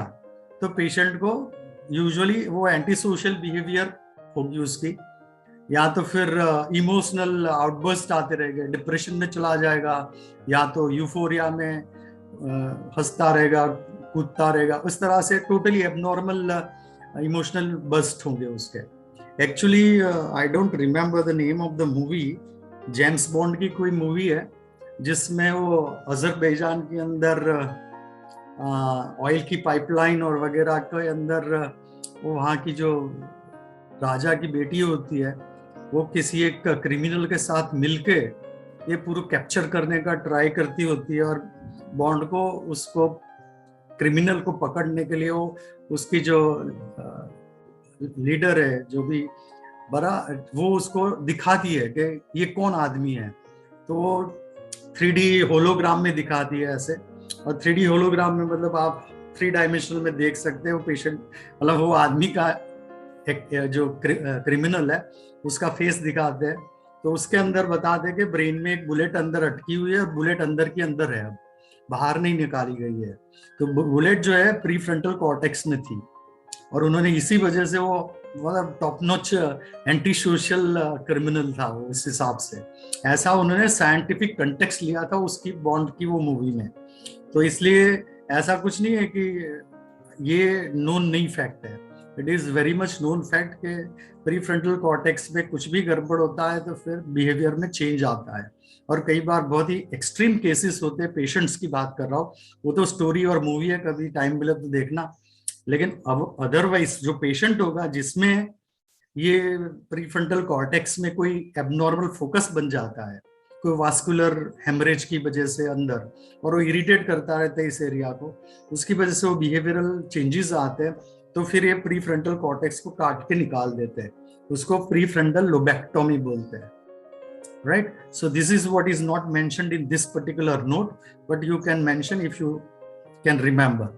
अदरवाइज समझने के लिए था कि ये एक बहुत इंपॉर्टेंट सिस्टम का पार्ट है लिम्बिक सिस्टम का, और लिम्बिक सिस्टम का बहुत बड़ा रोल है अल्टीमेटली एनीबडीज लाइफ। इमोशंस तो हर आदमी का होता है, आप खुश है, आप दुखी है, हर तरह की इमोशंस के कंट्रोल होते हैं। तो that is what is the prefrontal cortex. तो अब वो साइलेंट एरिया नहीं है, बहुत ही उछल कूद करने वाली चीज है, लेकिन finally previously people called is silent area. So this finishes our frontal lobe and sulci gyrine areas in frontal lobe. अब हम देखते हैं कि parietal lobe में कौन से sulci gyri और areas थे, right? तो मैं वो पूरा ही डायग्राम बनाता हूँ, जैसे कल था वैसे ही बना होगा, लेकिन मैं अब वो फोकस मेरा उतना ही होगा जो पैराइटल लोब, टेम्पोरल लोब और ऑक्सीपिटल लोब के लिए होगा। ये स्कीम जो है ना बना के तैयार रखते रहना, क्योंकि बार बार यूज होती रहती है इस तरह की ड्राइंग, ये जो अभी मैं बना रहा हूँ इस तरह का। ये स्कीम हमेशा हर मतलब नोट में आती रहेगी जब तक सेरेब्रम चलता रहेगा। तो हम इधर चल रहे हैं, लेटरल सर्कस है ऐसे, ये असेंडिंग एंटीरियर रेमस था, ये ऑलरेडी हम जो खत्म कर चुके हैं, ये वाला पोर्शन है, ये सॉरी सेंटर सर्कस है, राइट। अब ये पैराइटोक्सिटल सर्कस है, ये वाली छोटी सी ऐसे, और यहां से एक इमेजिनरी लाइन चल रही है, वो इधर प्री ऑक्सीपिटल नॉच पर जाएगी, और ये ऑक्सीपिटल लोब है। अब हम पैराइटल लोब में आ गए, तो पैराइटल लोब ये वाला है, right. Parietal lobe is behind the central sulcus in front of imaginary line, from parieto occipital to occipital notch, इतनी डिटेल नहीं याद रह चलेगा, बिहाइंड द सेंट्रल सर्कस। अब इसके अंदर इंपॉर्टेंट सल्काई कौन सी है, पहले तो सल्काई बताने की, राइट। तो सल्काई में बिहाइंड द सेंट्रल सर्कस ये सल्कस है, ऐसे कहीं कंटिन्यूअस नहीं होती है, टूटी फूटी होती है ऐसे। तो इस सल्कस को हम फिर नाम देंगे पोस्ट सेंट्रल सर्कस। वो वाली पीस प्री सेंट्रल सर्कस थी, ये पोस्ट सेंट्रल सर्कस है। तो सिंपल है, सेंट्रल सर्कस के बिहाइंड है, तो इसका नाम है पोस्ट सेंट्रल सर्कस, ऐसे इधर पोस्ट सेंट्रल सर्कस, राइट। तो post central sulcus is behind the central circus and it is parallel to central circus in the parietal lobe। तो ये हो गया पोस्ट सेंट्रल सर्कस का डिस्क्रिप्शन। इधर एक सर्कस है ऐसे, ऐसे, और ये ऐसे थोड़ा जाता होता है, ऐसे होता है। तो ये जो सर्कस है ये इंट्रापराइटल सर्कस है, आईपी लिखता हूं मैं, intraparietal, intra means within, P is parietal, तो इंट्रापराइटल सर्कस। तो intraparietal sulcus, right. So intraparietal sulcus is the sulcus which is a curved and it is in the middle of the parietal lobe, nearly middle of the parietal lobe में आ जाती है, ऐसे curved होती है। और जो लेटरल सर्कस आती है वो ऐसे उसके अंदर एक इंडेंटेशन ऐसे बनाती है, राइट। तो इसका मतलब है कि जो इंट्रापराइटल सर्कस के जो नीचे का पार्ट है ना, वो like posterior ramus of lateral circus को कैप बनाता है, ऐसे कैप बनाता है, वैसे दिखता है, right. So this finishes the sulci, दो ही है, पर post central circus which is behind central sulcus, और दूसरी होती है इंट्रापराइटल सर्कस जो मिडल कर्व्ड है और middle of the parietal lobe में है। तो दिस फिनिशेस द सल्काई। गायराई अब आ गए, तो गायराई के अंदर एक है ये वाला,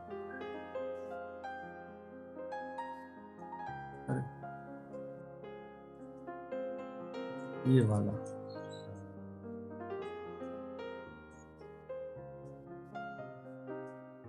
उसका नाम है पोस्ट सेंट्रल सर्कस। वैसे भी पीसी लिखेंगे वैसे तो, लेकिन आप पूरा लेबल लगाएंगे post central gyrus, post central gyrus. तो post central gyrus is between central sulcus and post central sulcus. तो क्लियर हो गया कि गायरस कौन सा है, तो नाम है पोस्ट सेंट्रल गायरस। कहाँ पे, between central circus and post central circus. So the gyrus is post central gyrus located between central circus and post central circus, and it contains primary sensory area, primary sensory area। उसका दूसरा नाम है primary somesthetic area. तो primary sensory area,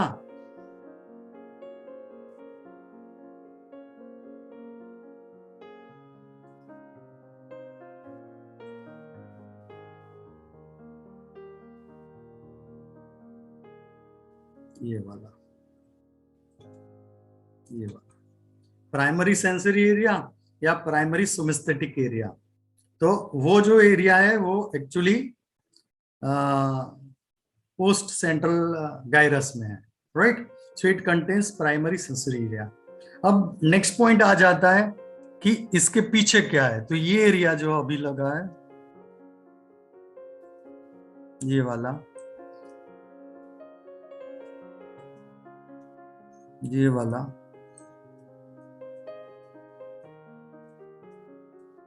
वो behind the post central sulcus है, yellow colour का मैंने बनाया।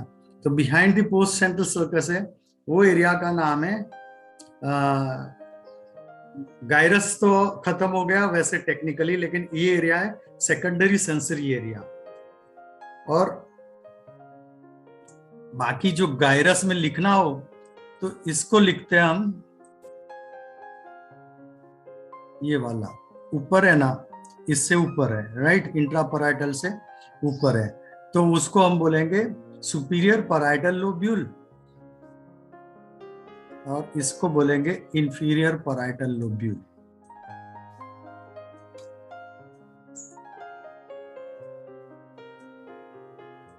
Inferior parietal lobule and superior parietal lobule.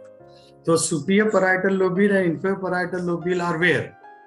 Superior parietal lobule is above the intraparietal sulcus और inferior parietal lobule is below the intraparietal sulcus। तो ये दोनों lobule का काम खत्म हुआ। नेक्स्ट एरिया के अंदर आएंगे फिर से एक बार, तो यहाँ तक पहुंच गए, तो एरिया के अंदर आ गया प्राइमरी सेंसरी एरिया है, तो primary somesthetic area. So where is this primary somesthetic area? It is between central and post-central sulcus in post-central gyrus। या तो आप ऐसे बताएं, post-central gyrus के अंदर प्राइमरी सेंसरी एरिया है। उसका काम क्या है? जो उसका काम ये है कि it identifies all the sensations of the body experienced by the person। हमारा जितनी भी सेंसेशन है, टच, पेन, टेम्परेचर, हर सेंसेशन इधर आती है प्राइमरी सेंसरी एरिया में, वहां पे वो आइडेंटिफाई होती है, right. So identification of all the sensations, general sensations.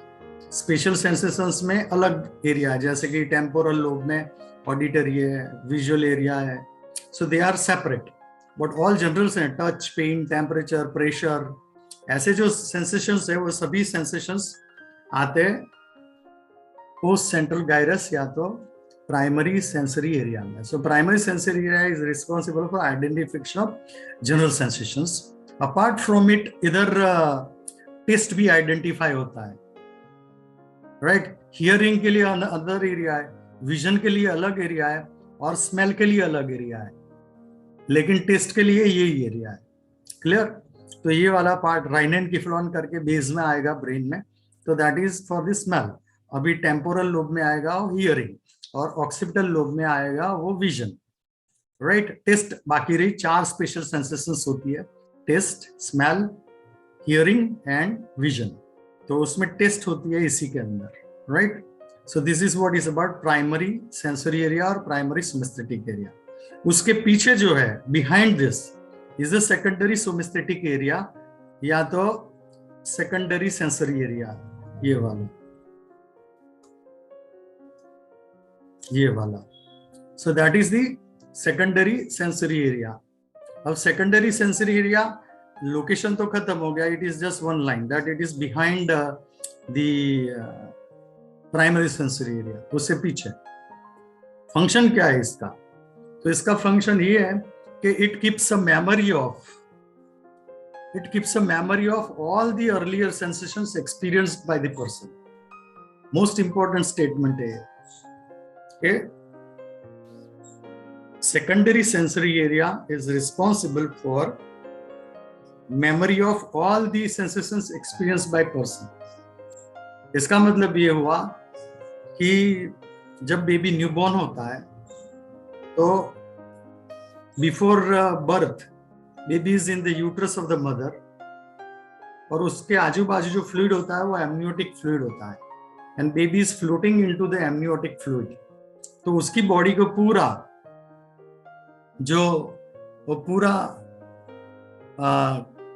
Touch होता है वो एमनियोटिक फ्लूइड होता है, राइट। तो एमनियोटिक फ्लूइड उसको कवर करता होता है आजू बाजू से, बफर की तरह। लेकिन once baby is out, once it is out, अब वो एक्स्ट्रा सरफेस में आ गए, राइट। तो फिर हम उसको कपड़े में रैप कर देते हैं, साफ करके बच्चे को। सो न्यूबॉर्न बेबी को जैसे ही कपड़े में रैप करते हैं, बच्चा रोना शुरू कर देता है, राइट।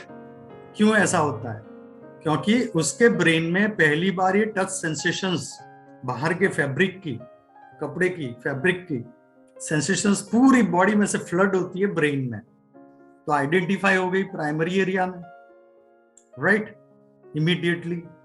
और बच्चे ने रिएक्ट किया कि ये पसंद नहीं है, ये कुछ नई चीज है, क्योंकि वो तो फ्लूइड में था। Got it? तो अब बाहर आने के बाद वैसे वो रोएगा थोड़ी देर, फिर धीरे धीरे वो एकस्टम होगा उसी फैब्रिक्स या तो कपड़े की वजह से उसको। फिर ग्रेजुअली क्या होता है, कि ये सेंसेशन को प्राइमरी एरिया भेज देता है सेकेंडरी एरिया में। तो सेकेंडरी एरिया जो फैब्रिक है, उसकी जो टच है, उसको रख लेता है अपने पास, राइट। और अब हर बार उसको जैसे कपड़े में रैप करते हैं, तो जो इंपल्स जाते हैं ब्रेन के अंदर, तो ब्रेन उसको ऊपर जाने नहीं देता, डिसेंडिंग पाथवे आता है सेकेंडरी सेंसरी एरिया से, उसको स्पाइनल कॉर्ड लेवल पर ब्लॉक कर देता है। वो एक थियरी है जो फिजियोलॉजी में पढ़ाते हैं, गेट थियरी। तो गेट खुलता है किसके लिए? सिर्फ पेन पाथवे के लिए, बाकी सबके लिए बंद कर देता है। क्यों? क्योंकि वो रूटीन सेंसेशंस है जो एक बार एक्सपीरियंस कर चुके हैं और वो कोई हार्मफुल नहीं है, तो फिर बच्चा रोता नहीं, राइट। अभी आप जो कपड़े पहनते होते हैं, तो आपने कोई एक टाइप के कपड़े या तो पर्टिकुलर फैब्रिक पहना है, अब आप कोई स्पेशल डिफरेंट टाइप की फैब्रिक पहनते हैं, या तो उस फैब्रिक के अंदर मानो कोई थोड़ा सा चुभने वाली छोटी सी भी चीज होगी, तो वो पेन करेगी आपको। तो बाकी बॉडी से कोई जगह से इंपल्स ऊपर नहीं जाएगा ब्रेन में, लेकिन जहां से वो पेन हो रहा है, that part will go to the brain, got it, और उसको जाने देगा वो। क्यों? क्योंकि वो पेन पाथवे है, और वो जो जनरल सेंसेशन में टच है उसको डैम्पन कर देगा, बंद कर देगा। तो ये जो ऑन ऑफ वाली सिस्टम है स्पाइनल कॉर्ड के लेवल पर, इसको रेगुलेट करने के लिए यहाँ पे सेकेंडरी सेंसरी एरिया वो हर मेमोरी रखती है हर तरह के पेन की। तो आपको एक बार पेन हुआ कोलिक की टाइप, तो कोलिक की तरह पेन होता है, स्पाज्म आ रहा है, तो दूसरी बार जैसे सिमिलर पेन आएगा आप बताएंगे कि ये इस तरह का पेन है, समझे। डल होता है तो डल पेन बताएंगे आप, तो आप पेन की कैटेगरीज बता सकते हैं। शार्प शूटिंग पेन है, थ्रोबिंग पेन है, तो पेन की भी बहुत सारी क्लासिफिकेशन है। तो वो हर चीज यहाँ से कैटेगराइज होती है और उसकी मेमोरी रखता है सेकेंडरी सेंसरी एरिया। तो क्लियर, सेकेंडरी सेंसरी एरिया का फंक्शन होता है keeping memory of all earlier sensations right from before birth to till the date of a life.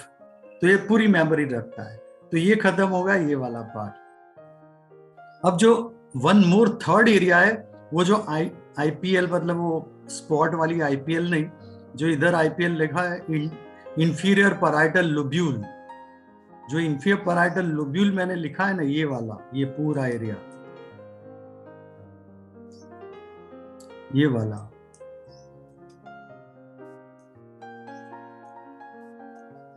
ये वाला जो पूरा कैप जैसा बना हुआ है ना, ऐसे कैप बना हुआ है, वो कैप वाला जो एरिया है उसको हम बोलते हैं Wernicke sensory area of speech. वो वाला था Broca's motor area of speech. नाम क्या था? ब्रोका के नाम पर था, साइंटिस्ट के नाम पर, Broca's motor area of speech. और ये क्या है? वर्निक्स के नाम पर है कि Wernicke's sensory area of speech. अब सेंसरी एरिया ऑफ स्पीच का मतलब ये कि वो कैप लाइक है, राइट, और इंफीरियर पैराइटल लोब्यूल में होता है, पोस्टीरियरमस के ऊपर कैप बनाता है। और इसका काम क्या है? तो identification of text from images and the sound, right, and then transfer it to the Broca's area for articulation. इसका काम सिर्फ टेक्स्ट को ढूंढने का है। कहां से? पिक्चर में।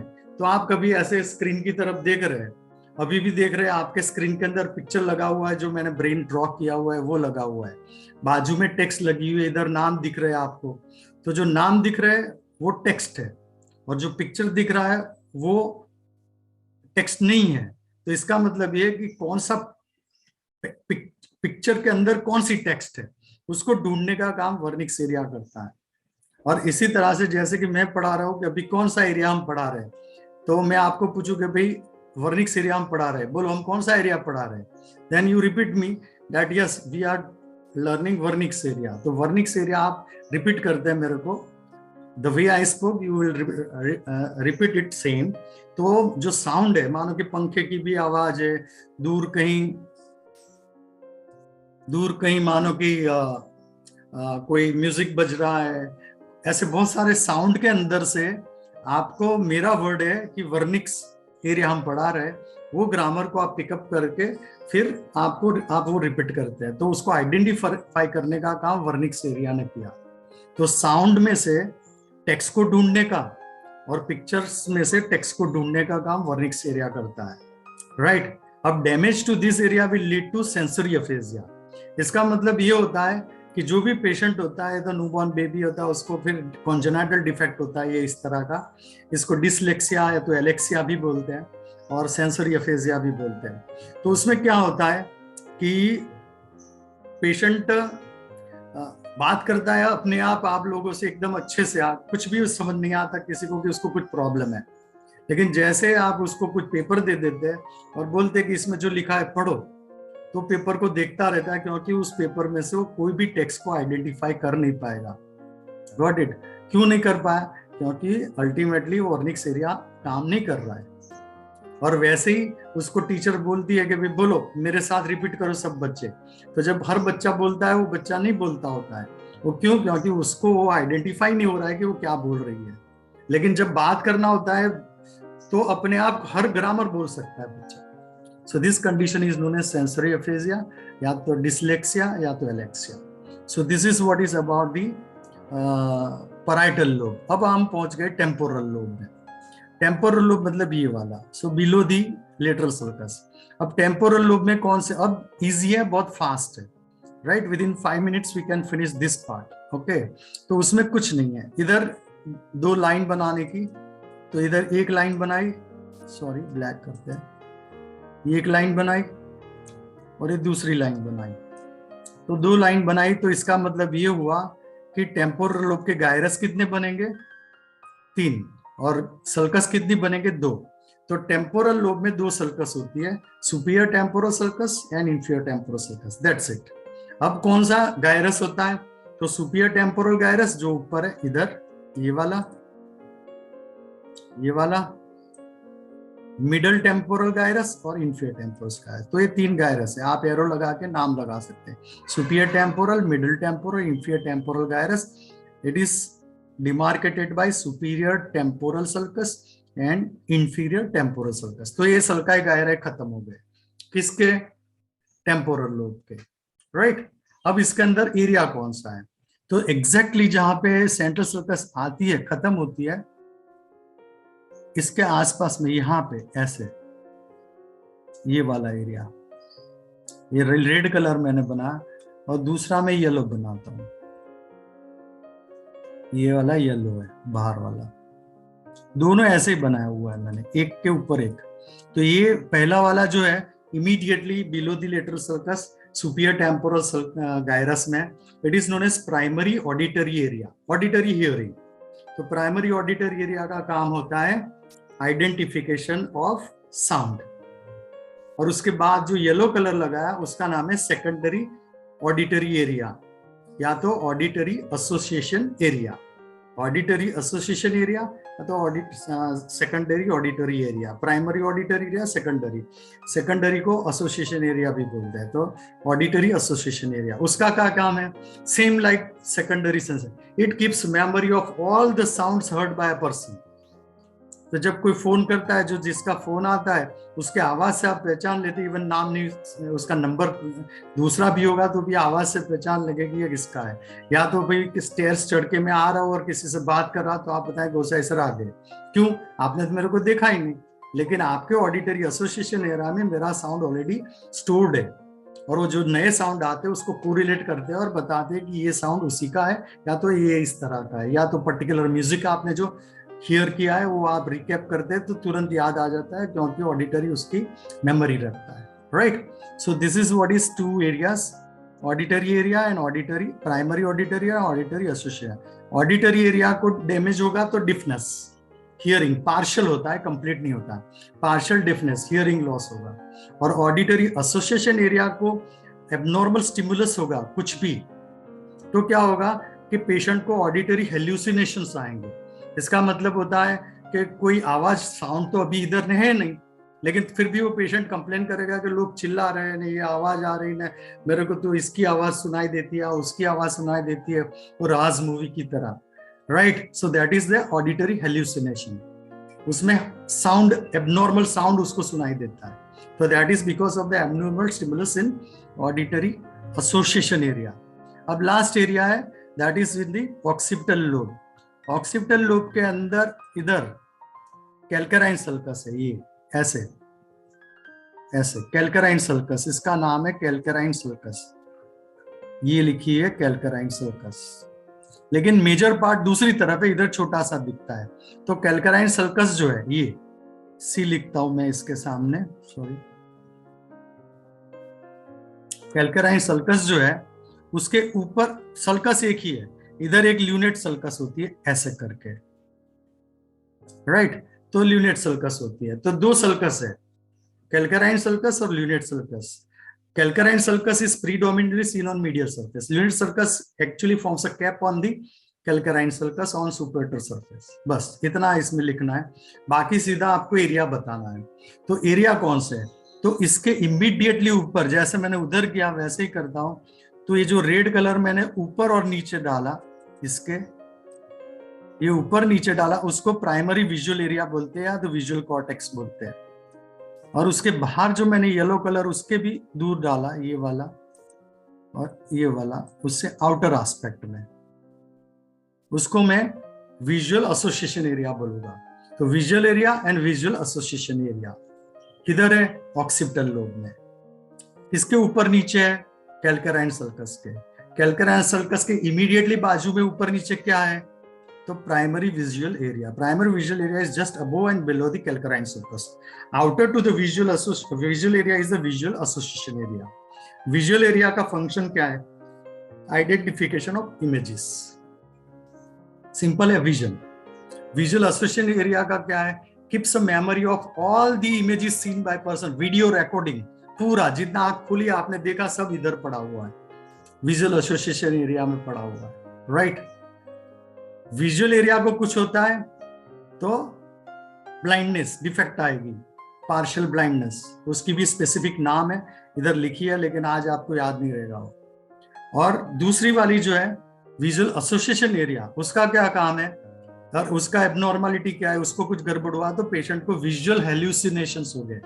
उसमें क्या है कि कोई नॉन एग्जिस्टेंट ऑब्जेक्ट उसको दिखता रहेगा, जैसे कि लोग बताते भूत देखा, ये देखा, सफेद साड़ी पहन के कोई आ रहा है जा रहा है, ऐसी जो इमेजेस है वो उसको दिखती रहती है, that is known as visual hallucinations.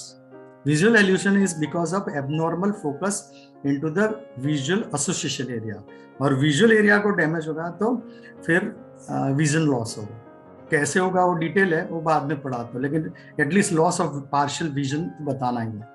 So this finishes at least about the superior surface and their most important lobes. In each lobe, different sulci and gyri and their areas with relevant applied anatomy. इतना तक हम अभी पढ़ते हैं, फिर so I think we should start. So we discussed the superior surface. Got it.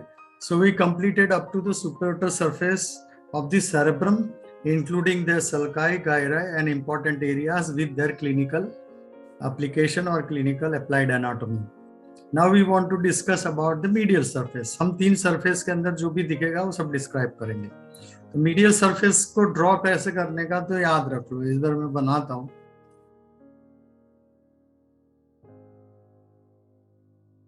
तो actually हमने जो साइड ड्रॉ की ना, उसी साइड को ड्रॉ करना हो तो हमको रिवर्स बनाना पड़ेगा ऐसे।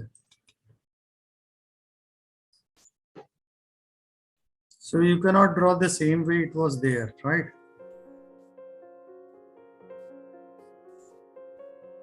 ऐसे आपको बनाना पड़ेगा ये वाला, राइट। अब इसके अंदर सबसे इंपॉर्टेंट चीज कैसे पता चलेगा कि we are seeing the medial surface, तो इसके अंदर ये जो अभी मैं बैंड बना रहा हूं,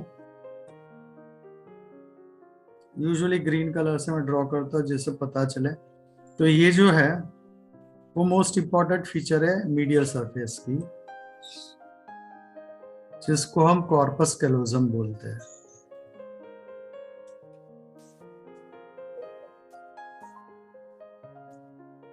कॉर्पस कैलोजम बोलते हैं ये वाला।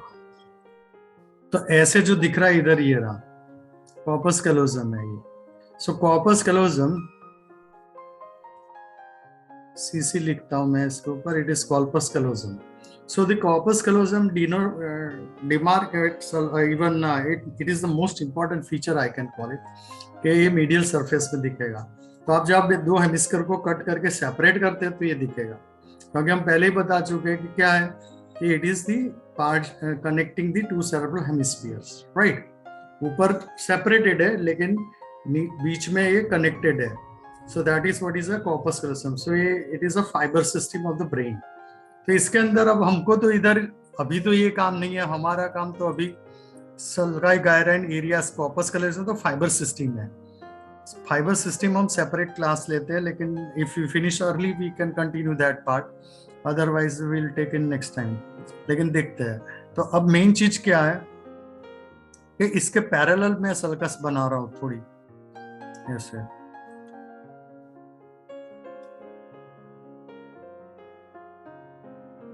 ऐसे करके, और इधर एक छोटा सा इंडेंटेशन डाल देता हूं।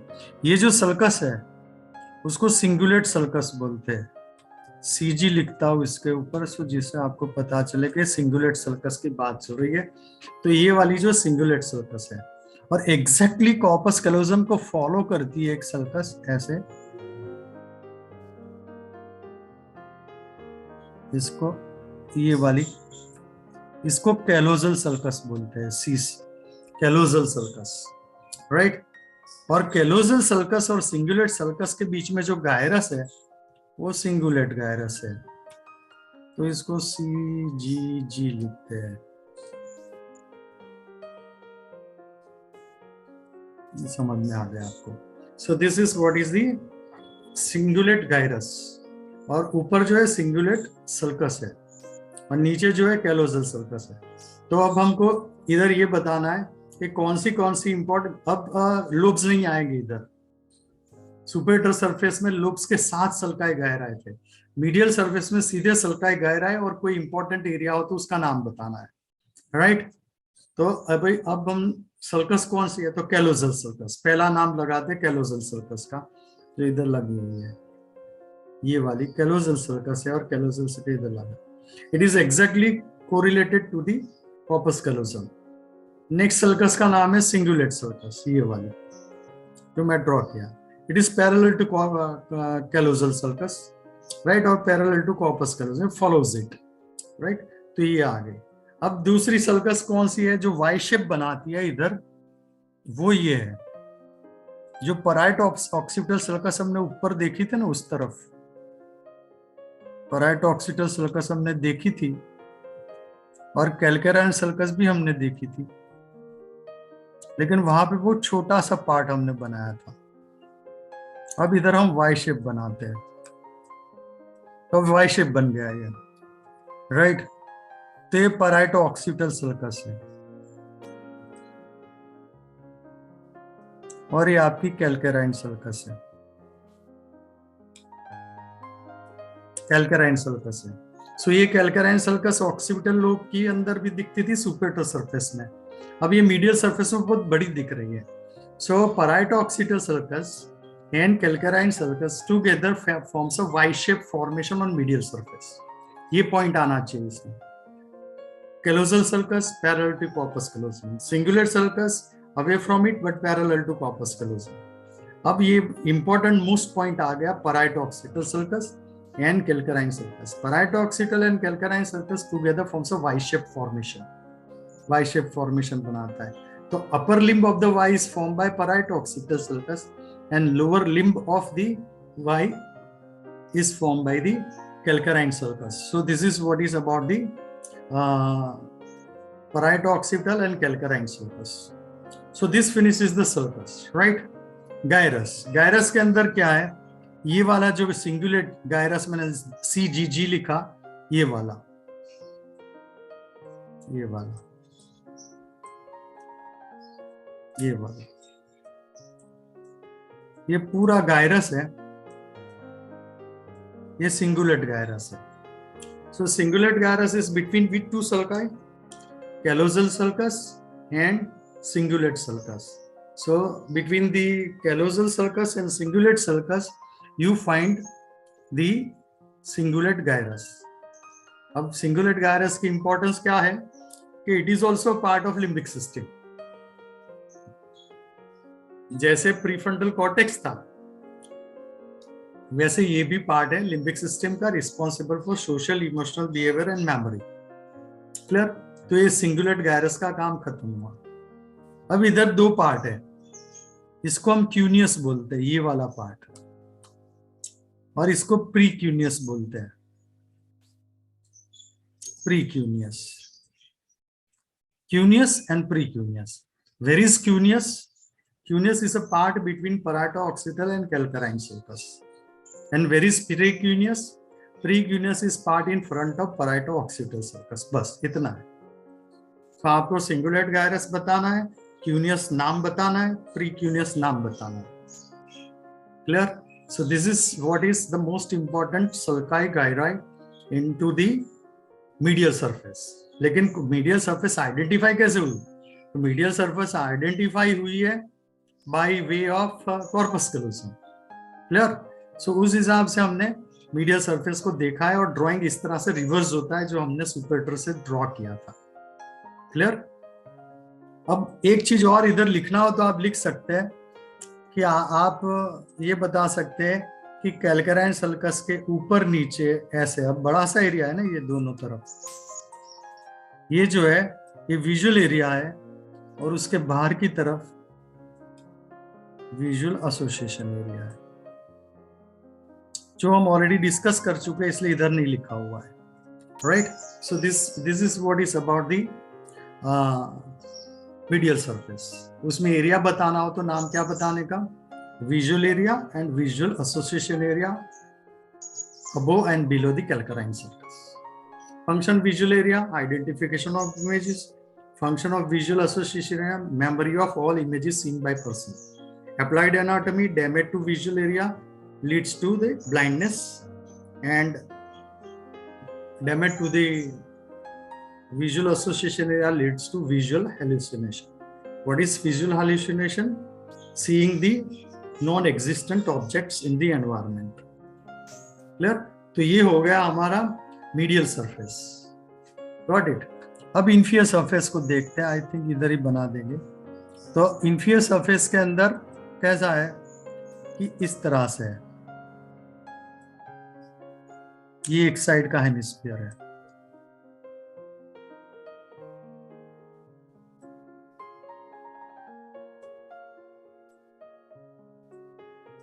और ये दूसरी साइड का है। सेम स्लीपर लाइक अरेंजमेंट बनती है।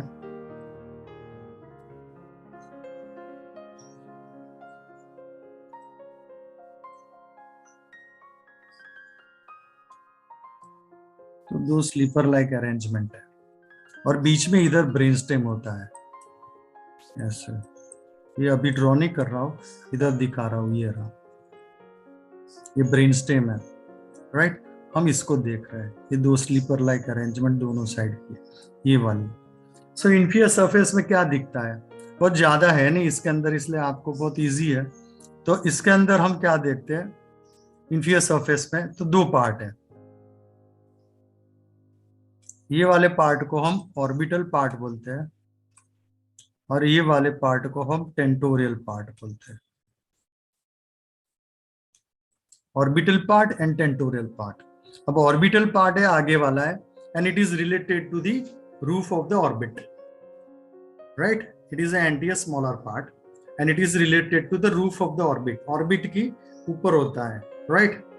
तो ऑर्बिट के अंदर आई बॉल है, बीच में प्लेट है, और उसके ऊपर ये पार्ट है, that is the orbital part of the inferior surface.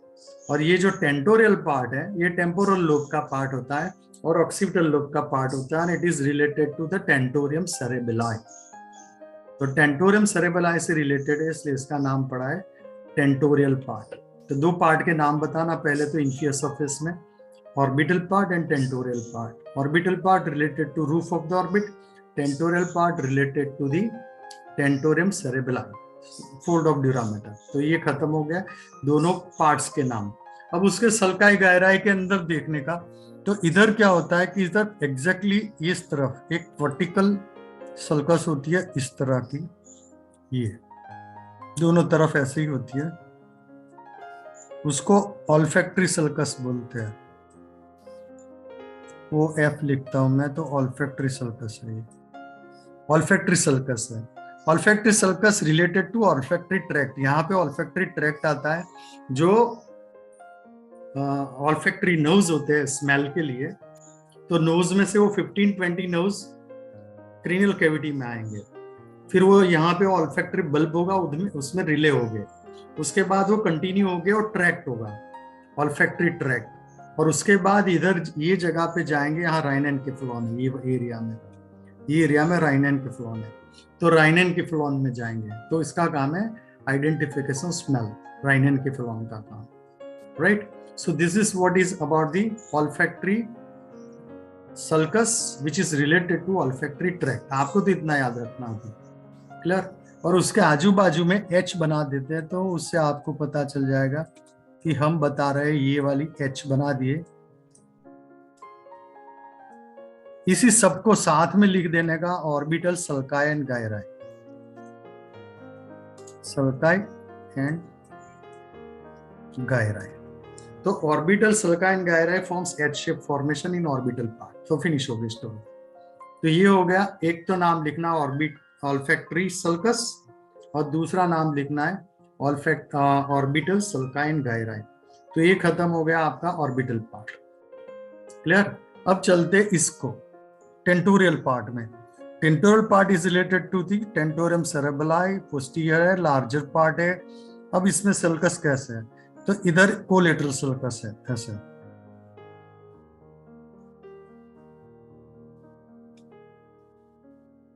ऐसे कोलेटरल सल्कस है। उसके बाजू में पराइटो ऑक्सीपिटल सल्कस है, ऐसे पराइटो ऑक्सीपिटल सल्कस है। और ये वाला जो एरिया है इधर, ये वाला जो एरिया है ऐसे दिखता होता है, वैसे तो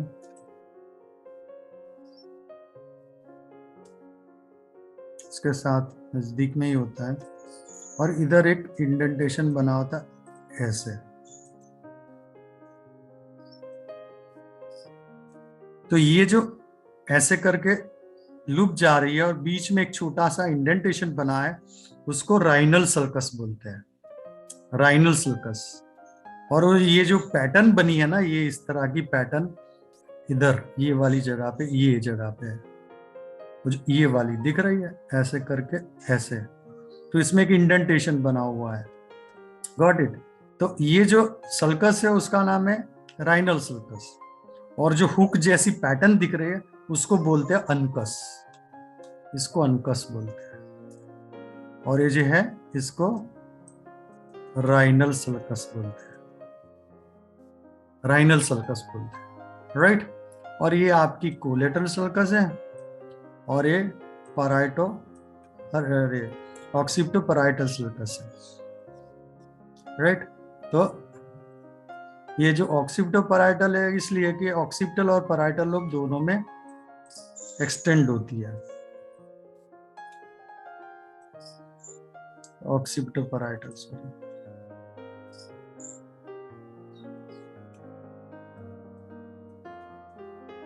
और वो वाली वाई शेप बनाती थी, वो पराइटो ऑक्सीपिटल थी, ये ऑक्सीपिटो पराइटल है, ऑक्सीपिटल लोब और पराइटल लोब को कंटिन्यू करती है इस तरह की। बस, तो ये इन्फियस सरफेस हो गई। इसके अंदर इंपॉर्टेंट गायरस जो है वो अभी में रेड कलर इस पर मार्क, ये वाला है, सॉरी, ये पूरा एरिया है ना।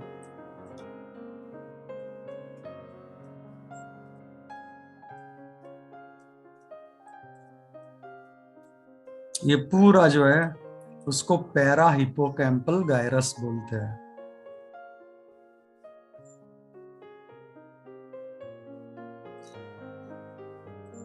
अनकस मैंने दिखा दिया आपको, हुक लाइक होता है, ये अनकस है ये। और ये पूरा जो मीडियल साइड है उसको हम पैरा हिपोकैम्पल गायरस बोलते हैं, पैरा हिपोकैम्पल गायरस। हिपोकैम्पस होता है वो कैविटी के अंदर होता है ब्रेन की, और बाहर होता है वो पैरा हिपोकैम्पस होता है।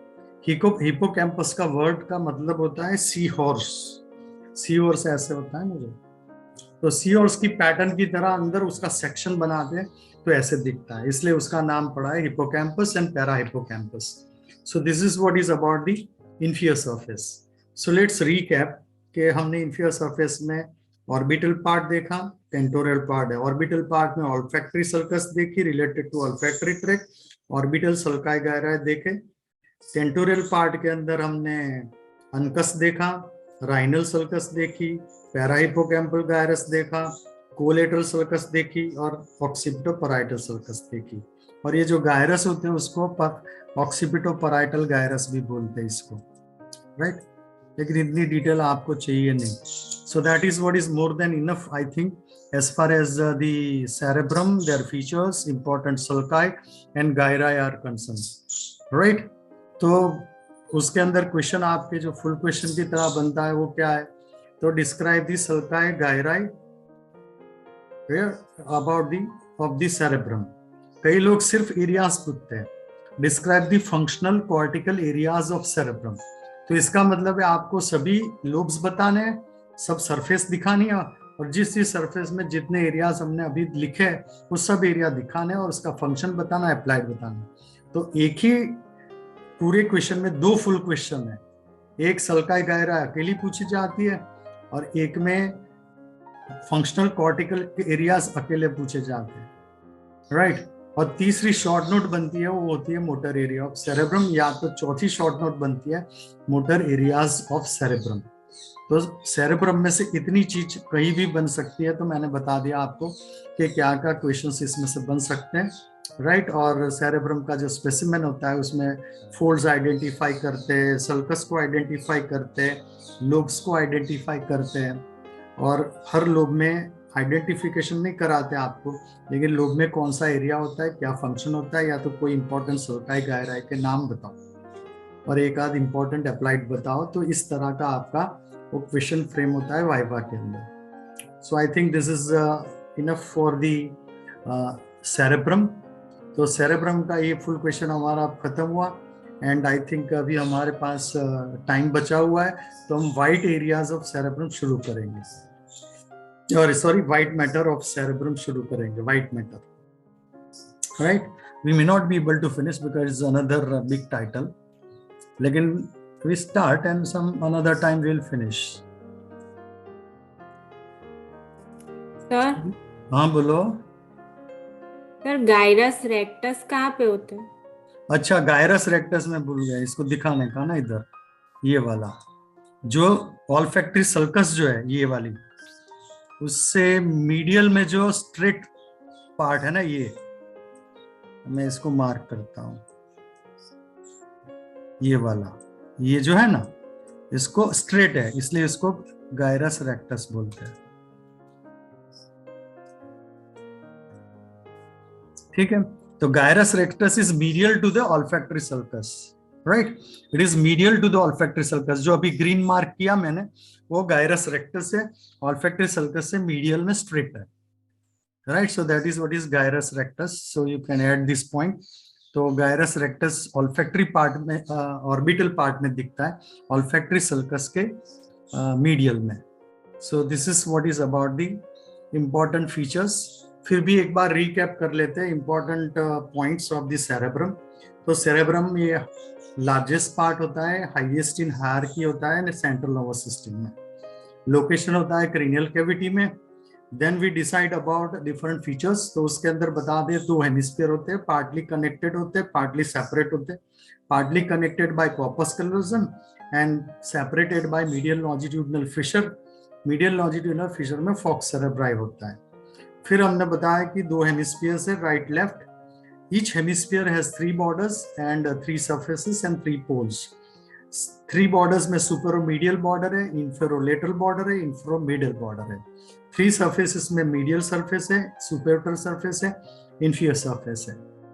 फिर 3 पोल्स में फ्रंटल पोल है जो सबसे आगे वाला पार्ट है ऑफ द सेरेब्रम. पोस्टीरियर में जो सबसे पीछे वाला पार्ट है दैट इज ऑक्सीपिटल पोल. और टेम्पोरल लोब का जो एंटीरियर मोस्ट पार्ट होता है वो टेम्पोरल पोल होता है.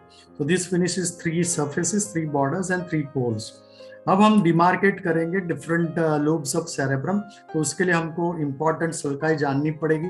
तो सबसे important sulcus is a depression, gyrus is elevation. So sulcus हम जानेंगे, मोस्ट इंपॉर्टेंट सेंट्रल सल्कस, जो सुपर और मीडियल बॉर्डर से शुरू होती है, ऑब्लिक होती है, सुपेटर सरफेस में रन करती है, कहीं इंटरप्ट नहीं होती है। So that is the central circus. उससे आगे जो है फ्रंटल लोब है, पीछे होता है पैराइटल लोब होता है। बीच में जो सर्कस है वो लेटरल सर्कस है, उसका एक स्टेम होता है। उसके बाद 3 रेमस होते हैं, anti, ascending and posterior. Posterior ramus is longest. उससे नीचे होता है टेम्पोरल लोब होता है, उससे ऊपर होता है पैराइटल लोब होता है। एक पैराइटो ऑक्सीपिटल सर्कस होती है, वहां से ऑक्सीपिटल नॉच तक इमेजिनरी लाइन हम ड्रॉ करते हैं, उसके पीछे ऑक्सीपिटल लोब होता है। इस हिसाब से हमारे लोब्स डिमार्केट हो जाते हैं। फ्रंटल लोब के अंदर हम इंपॉर्टेंट सल्काई गायराइन एरियाज को एन्यूमरेट कर लेते हैं। तो सल्काई कौन सी होती है? तो precentral sulcus and superior inferior frontal sulci. Gyrus कौन से? An anti ascending ramus of lateral sulcus. Gyrus कौन है? प्री सेंट्रल गायरस, जिसमें मोटर एरिया है, उसे आगे prefrontal superior, middle and inferior frontal gyrus होता है, और नीचे पास ट्रायंगुलरिस है। एरियाज मोटर एरिया है, सबसे इंपॉर्टेंट है, जो हम ऑलरेडी डिस्कस कर चुके हैं, I don't want to repeat it again, but ये एरिया सबसे इंपॉर्टेंट है। So that is the motor area. उससे आगे प्री मोटर एरिया है, और Broca's motor area of speech ascending anterior ramus के बीच में, पास ट्रायंगुलरिस में। और उससे आगे का जो भी पार्ट है of the rest of the part of the frontal lobe is silent area of brain और prefrontal cortex part of the limbic system, right? Motor area execute करता है, प्लानिंग करता है प्रीमोटर एरिया, और Broca's area articulation of speech करता है। Loss of this is ultimately leads to motor aphasia, right? उसके बाद पैराइटल लोब में सल्कस देखे, पोस्ट सेंट्रल सल्कस और इंट्रापैराइटल सल्कस। गायरस देखे post central gyrus, superior parietal lobule, inferior parietal lobule. Area देखे primary sensory area which is in post central gyrus, उसके बाद secondary sensory area which is behind primary area, और उसके बाद Wernicke's area of the sensory area of the speech जो inferior parietal lobule में। उसका काम है सेंसरी स्पीच और damage to it sensory aphasia. उसके बाद टेम्पोरल लोब के अंदर superior inferior temporal sulci divides this lobe into superior, middle and inferior temporal gyri. उसमें 2 एरियाज हैं, auditory area and auditory association area. Auditory area hearing का काम करता है, एसोसिएशन एरिया मेमोरी रखता है। फिर हम ऑक्सीपिटल लोब के अंदर चले गए, उसके अंदर कैल्कराइन सल्कस छोटी सी दिखती है, मेजर पार्ट मीडियल सरफेस में होता है, और एक ल्यूनेट सल्कस दिखती है, और कैल्कराइन सल्कस के ऊपर नीचे विजुअल एरिया होता है, उसके आज फर्दर विजुअल एसोसिएशन एरिया होता है। Visual area identification of images, और विजुअल एसोसिएशन एरिया का काम है keep the memory of the earlier images seen by the person. Medial surface में कॉर्पस कैलोसम से आइडेंटिफाई होता है, लेकिन सेरेब्रम की मीडियल सरफेस में callosal sulcus, cingulate sulcus, parieto occipital sulcus और calcarine sulcus. Parieto occipital calcarine sulcus Y बनाती है। कैलोसल एंड सिंगुलेट सल्कस के बीच में सिंगुलेट गायरस है, वो पार्ट ऑफ लिम्बिक सिस्टम है, और पैराइटोक्सिटल और कैल्कराइन के बीच में क्यूनियस, और पैराइटोक्सिटल के आगे होता है प्रीक्यूनियस। इंफीरियर सरफेस पर जाएंगे तो आपको 2 पार्ट बड़े से दिखेंगे, एक छोटा होगा एक बड़ा होगा। Anterior smaller part is orbital part related to roof of orbit, उसके अंदर ऑल्फैक्टरी सल्कस होती है और एड शेप ऑर्बिटल सल्काई होती है, और उसे आजू बाजू में ऑर्बिटल गायराई भी होते हैं, और gyrus rectus medial to the olfactory sulcus होता है। पीछे का पार्ट लार्जर पार्ट है, that is related to tentorium cerebrum, it's tentorial part. उसके मीडियल पार्ट के अंदर पैराहिपोकैम्पल गायरस होता है, उसके एंटीरियर पार्ट में हुक शेप पिक्चर जो दिखती है वो अनकस होता है, और उसको जो इंडेंटेशन करता है वो राइनल सल्कस होती है। उसके पैराहिपोकैम्पल गायरस के बाजू में कोलेटरल सल्कस होती है, और उसके बाजू में ऑक्सीपिटल पैराइटल सल्कस होती है, और जो गायरस बनते हैं उसको medial and lateral occipital parietal gyrus बोलते हैं. So this finishes the inferior surface of the cerebrum. So this finishes in total just a recap of the cerebrum what we learned. बाकी थोड़ी माइनर डिटेल्स ऐड करते जाएंगे तो आपको almost सभी कुछ याद रह जाएगा.